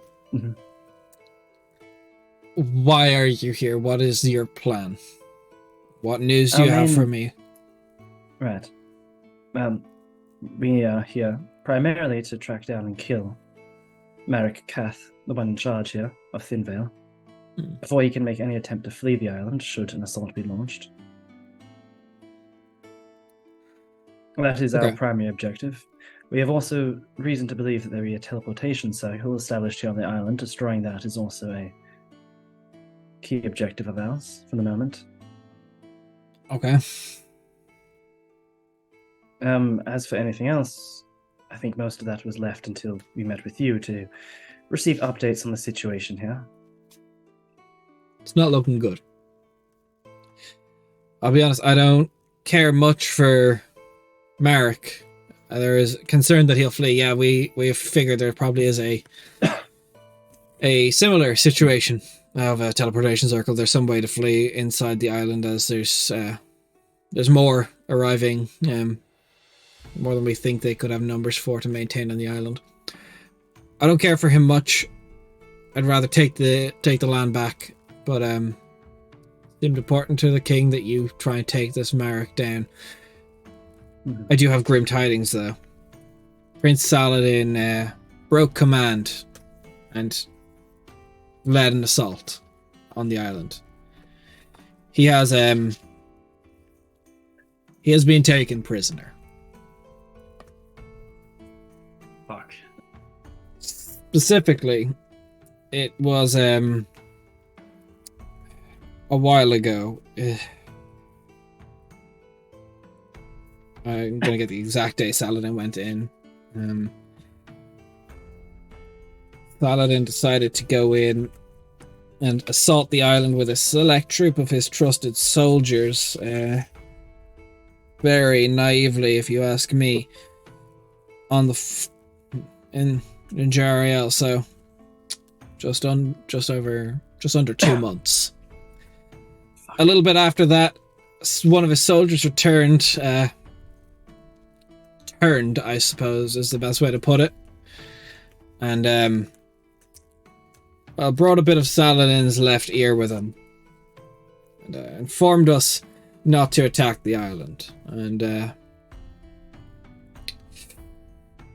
warning that if we do, the prince will experience undeath. Right. He broke command, he broke orders. He's here to observe the blockade. He was not here to command it. And he broke orders. Halcyon just like takes a deep sigh and just like shots back the alcohol that was given. Right. Merc, that's very Saladin thing to do. What was his... Yeah, like Merc is, as soon as he said it, Merc like goes from that oh fuck to the oh fuck. Did you send any message back to the capital about this occurring? Does anyone know? I did when I was in court last. I think I saw you there too. I spoke with You did. King Everett in private. That's when I was asking for clearance to assault the island. Nice. Right, so they have him there, we a had- potential hostage, but we have no guarantee, I suppose, that he hasn't already been turned. No guarantee. Weird No. question for you. Do you still have the bit of the ear with you? Did you I keep do. it on ice? We don't Good. have ice here. We- I kept it on salt. Yeah, that. It's still. I will need that if that's okay. My Cool. biggest concern, though, is that if they play this game, keep him hostage, don't turn him, but if they keep him under the sleeping bloodline, perhaps. Hmm. That's Look, much harder to um, detect as compared to turning him into undead. Not I'm a not direct currently habit. my main issue. I'll be honest. The prince, while my allegiance You is broke to the orders. crown, my current focus is trying to reclaim territory. That is wise. They're stalling for a reason. I don't think they're stalling. We've done a few scouting runs as he points along the western island and points to the. Hey, no, you can't scrape the dice tray. Sorry, I had an assail of a cat.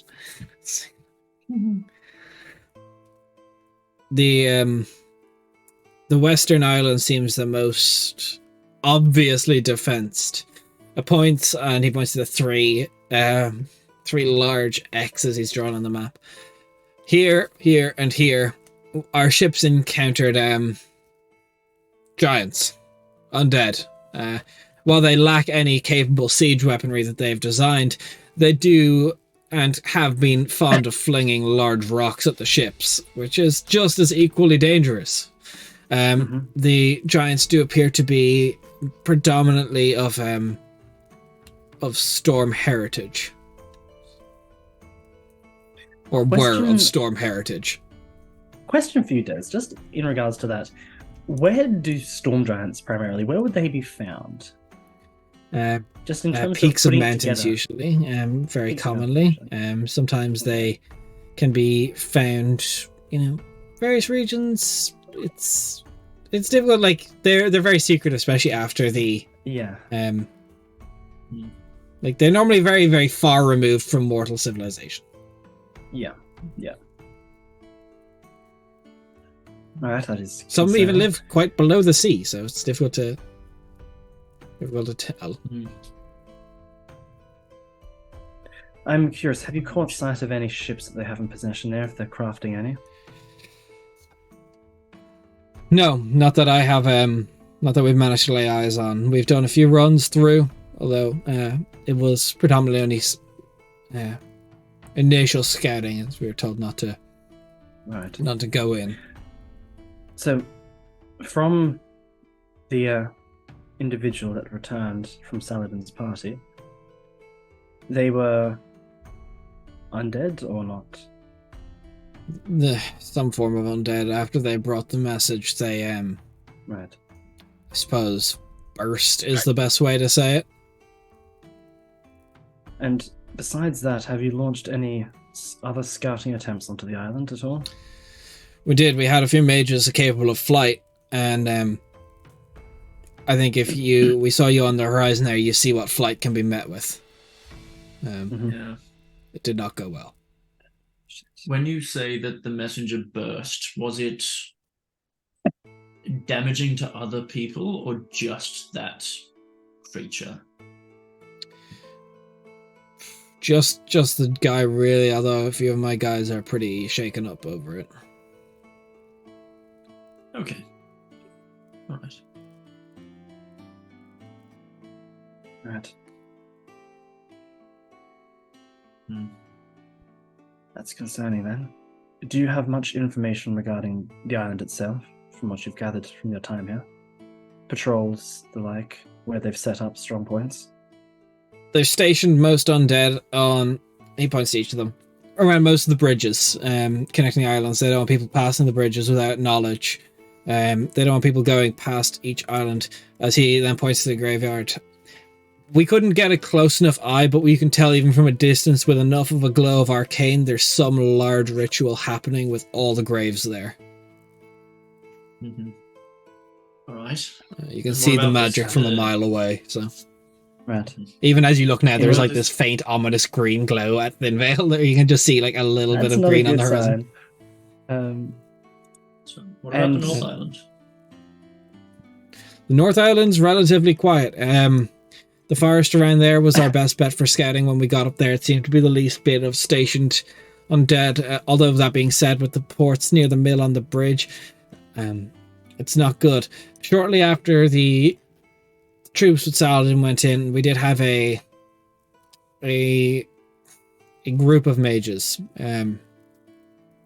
two, working in conjunction with each other. They got close enough, and then he'll draw kind of on this map. There used to be a stage kind of where they would host events for Zygolia. That church there was a holy site for them.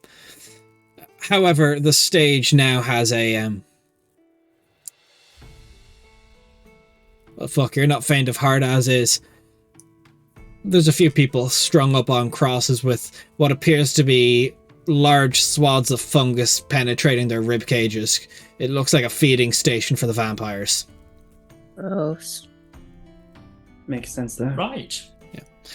Our mages, they didn't live much longer. They got stopped on the island. They got grounded. They sent on a message, and then all communication has been cut since. But can you just mark on there as well where Saladin launched his attack? I would have liked to know that if he had told me. So you don't know which island he landed on?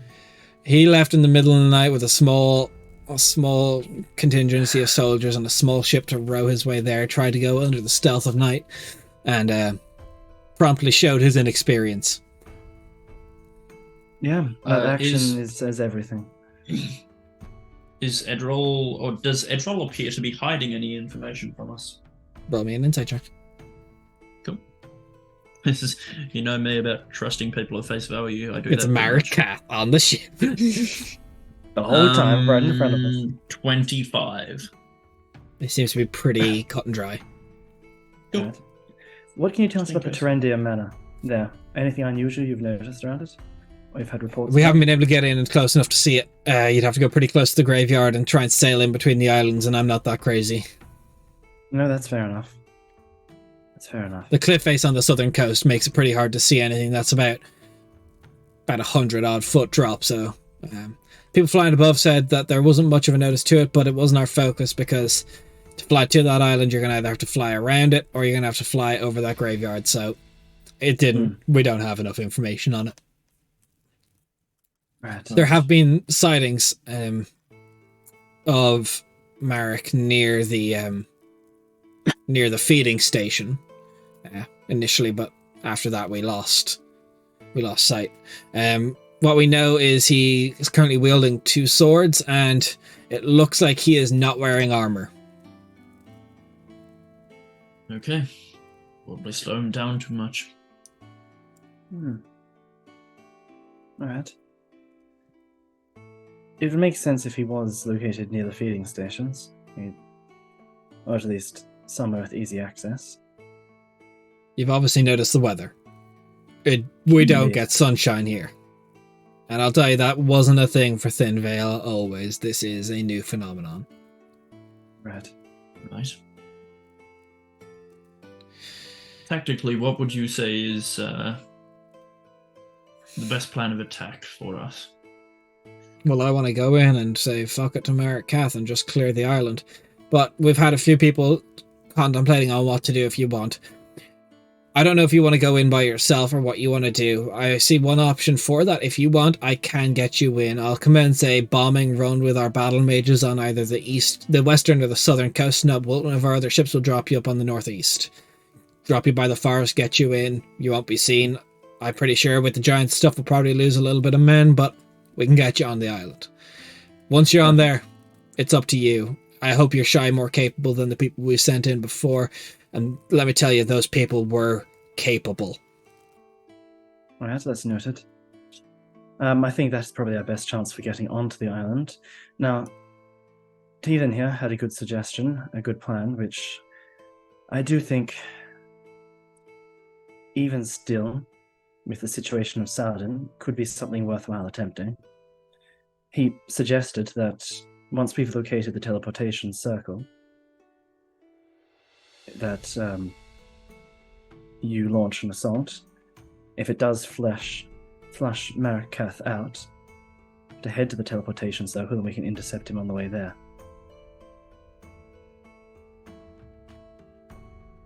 Okay, that's it's risky, but a lot of my men want to take this island on. We're just losing men every couple of days here on the ship as is, so a lot of my guys just want to land and fight. We could do that. How many men do you have currently?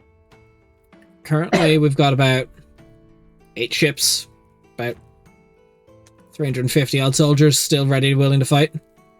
We came here with about 450, so All right. it's been a few months. It's been a few hard months. I can see that. Hopefully you won't have too much longer. Well, we hope that too, but we have a lot of names on a list, but not a lot of bodies because we've been burning them as per instruction. I don't know who sent that on ahead, but it's always appreciated. Understood. I don't think we have a solid enough plan to commit to rescuing Saladin as a primary objective. If I we would say can this achieve with it, love for the crown. He broke rank. Mhm. He's dead. I'm not Precisely. dealing with hostages in this situation. We're dealing with a very aggressive enemy commander, and Agreed.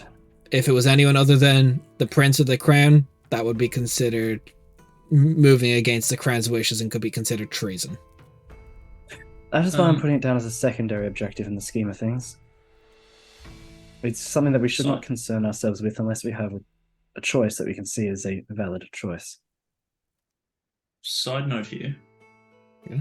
Because AJ can't remember. Were we the ones that said it'd be a good idea to burn bodies? Or is that something new that we haven't heard about yet? No, that's something I mentioned at least in Brandonwell, to burn bodies. Okay. Cool. Because Probably moved its way throughout the entire military as a. And then I as a- imagine Yeah, no, once no, the it's Starless, just- I was gonna say once the Starless probably came in, then that also would have spread. Yeah, no, as well. just Merc's paranoia around, the burning of bodies. I imagine if they're probably doing one of two things with the prince. Either they're giving him a station befit for a prisoner of war, he's in the manor, or they're making a mockery of him and he's on one of the crosses. What can you tell me about Saladin as a person?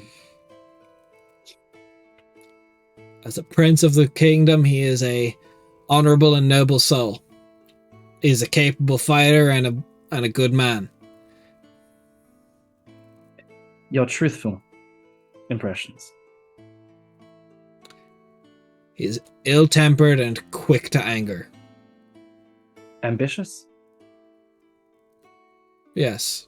He went into the island to prove that he could be the hero and prove that he could deal with it with his soldiers. Now, don't get me wrong, he's a capable fighter, but back then we were taking on an enemy we didn't even know the name of until we received word of a Marek. I think we should proceed with caution when dealing with Saladin, regardless of how it all ends up. We know that people are being swayed and corrupted over to Samael's cause, granting them what they desire, even without arcane influence on them.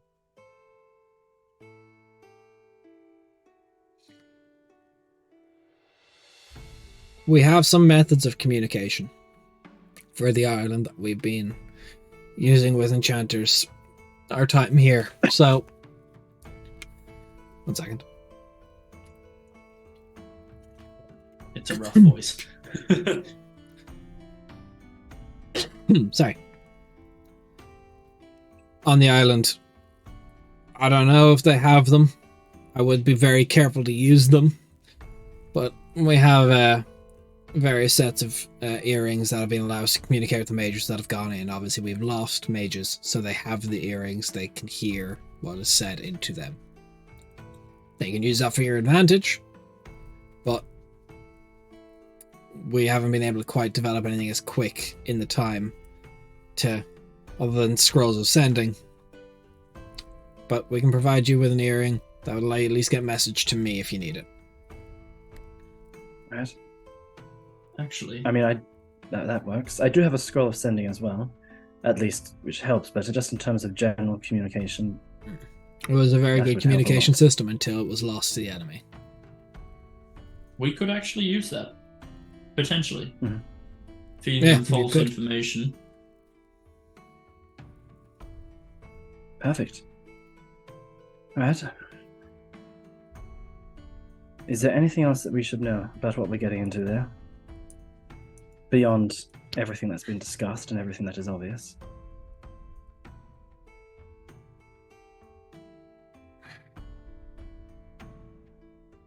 Not that I can think of off the top of my head. Alright. Have you noticed any arcane defenses around the island? Anything of that sort? Anything your mages have picked up upon? Well, of course, there's been things we've picked up on. There's been the entire graveyard is glowing. There's clearly magic around it. The magic above us alone, the weather is being affected. Everything is being curated for a amicable environment for undead.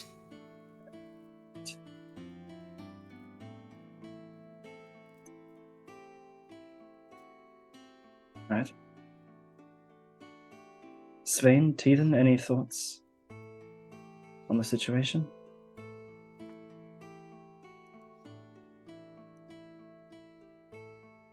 You can go first if you want. Sorry, what was that? I didn't hear. Teething can go first if he wants. I'm busy right now. I see you heavily affecting our suspicious users.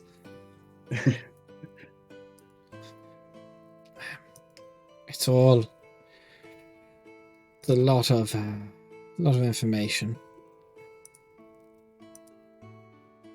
I couldn't tell you exactly what to make of Saladin's behavior. I think it's far more likely he's been turned to some form of undeath, and that's its own issue.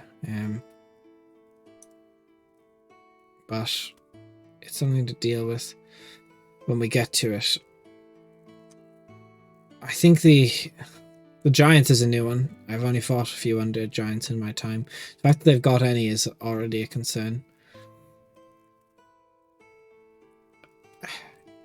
I don't hate the Any idea for idea? how we get onto the island. Neither. As for your plan, do you think that still holds up? Nothing has come to my mind that would change my plan. Good. Unless we can Agreed. find... I mean, we could always... Risky as it may be, we could make a play for the feeding station. Set ourselves up around it. Marek's got a feed. Unless he has a private one. But if he's been seen at it, it wouldn't be suspicious. Think he'd be at it again. Catch him with his pants down. Catch him when he's hungry. Let him take the bait and we start the fight there in the open. Now, mind you, it's dangerous in the fact that there's going to be other vampires around, other undead around, but if they're low enough level, my caster can straight up destroy them. It would be a shy place easier because we don't know if he'll flee, but we do know he needs to eat. That is a fair point. It will be heavily defended there, though. I imagine it'd be concentrated, their defenses. I'm a bit... well, we all are, I think, a bit dismayed by Saladin's actions. I was hoping that this would have been the first major assault of any kind, but there we go. So I imagine their defenses would be raised somewhat around key locations, like the feeding station. I'd say so. Especially ones that they assume are known about, like that. Thinveil, do you have any idea what they could be doing in the graveyard? A ritual a few of that ideas. Sort of that scale. I have a few ideas, and I don't think you're going to like any of them. No. State them. Either they're raising everything in that graveyard, which I think they're doing anyway. Bones taking any semblance of necromantic energy. But I don't think they intend to keep it there.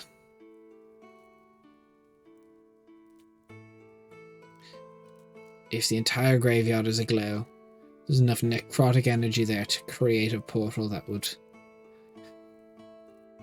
Name a city. Vrendenwell. RIL Keep. Crossbest. Drop an army.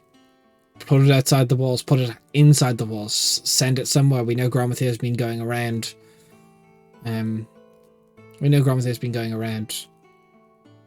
Burton, finding a location to attack. If we believe Jornvir's logic to be true and his knowledge to be sound, Marek's not planning defense. Marek is planning the offensive, and he is readying an army. And to ready an army, you need to mobilize an army, and if they haven't made ships, they're using a circle on a larger scale. You're right, I don't like that, but that is what I was contemplating.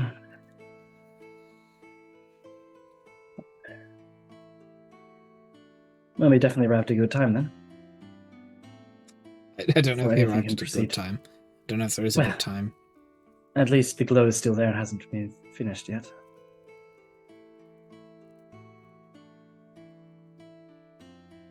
Right. So, I do like the plan. Land on the island whilst you launch the distraction bombardment. I think that is a point of entry is solid.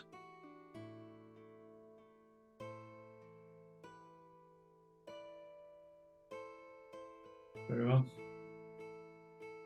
Anyone? Or Any objections or concerns? Not at the moment, but after a rest we may, need some time to think on this, of course.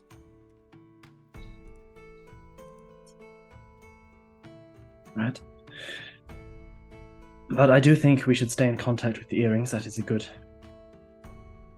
concept. And I think be ready for the assault.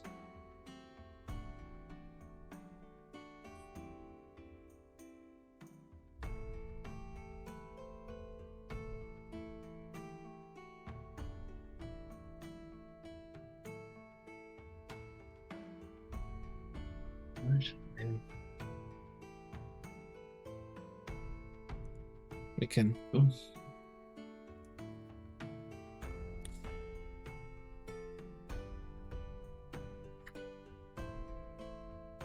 Alright. Get your rest. Will do. I don't think it matters if we strike out at first light or last light, because there is no light. So, Precisely.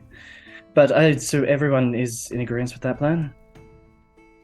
Absolutely. I've definitely been Same. here the entire time.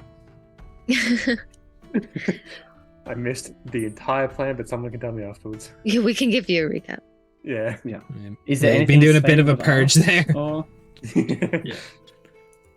yeah, anything Sven would have asked for in particular? Like anything? I slightly don't know what the fuck the unusual? plan was, so I don't know if you ask anything.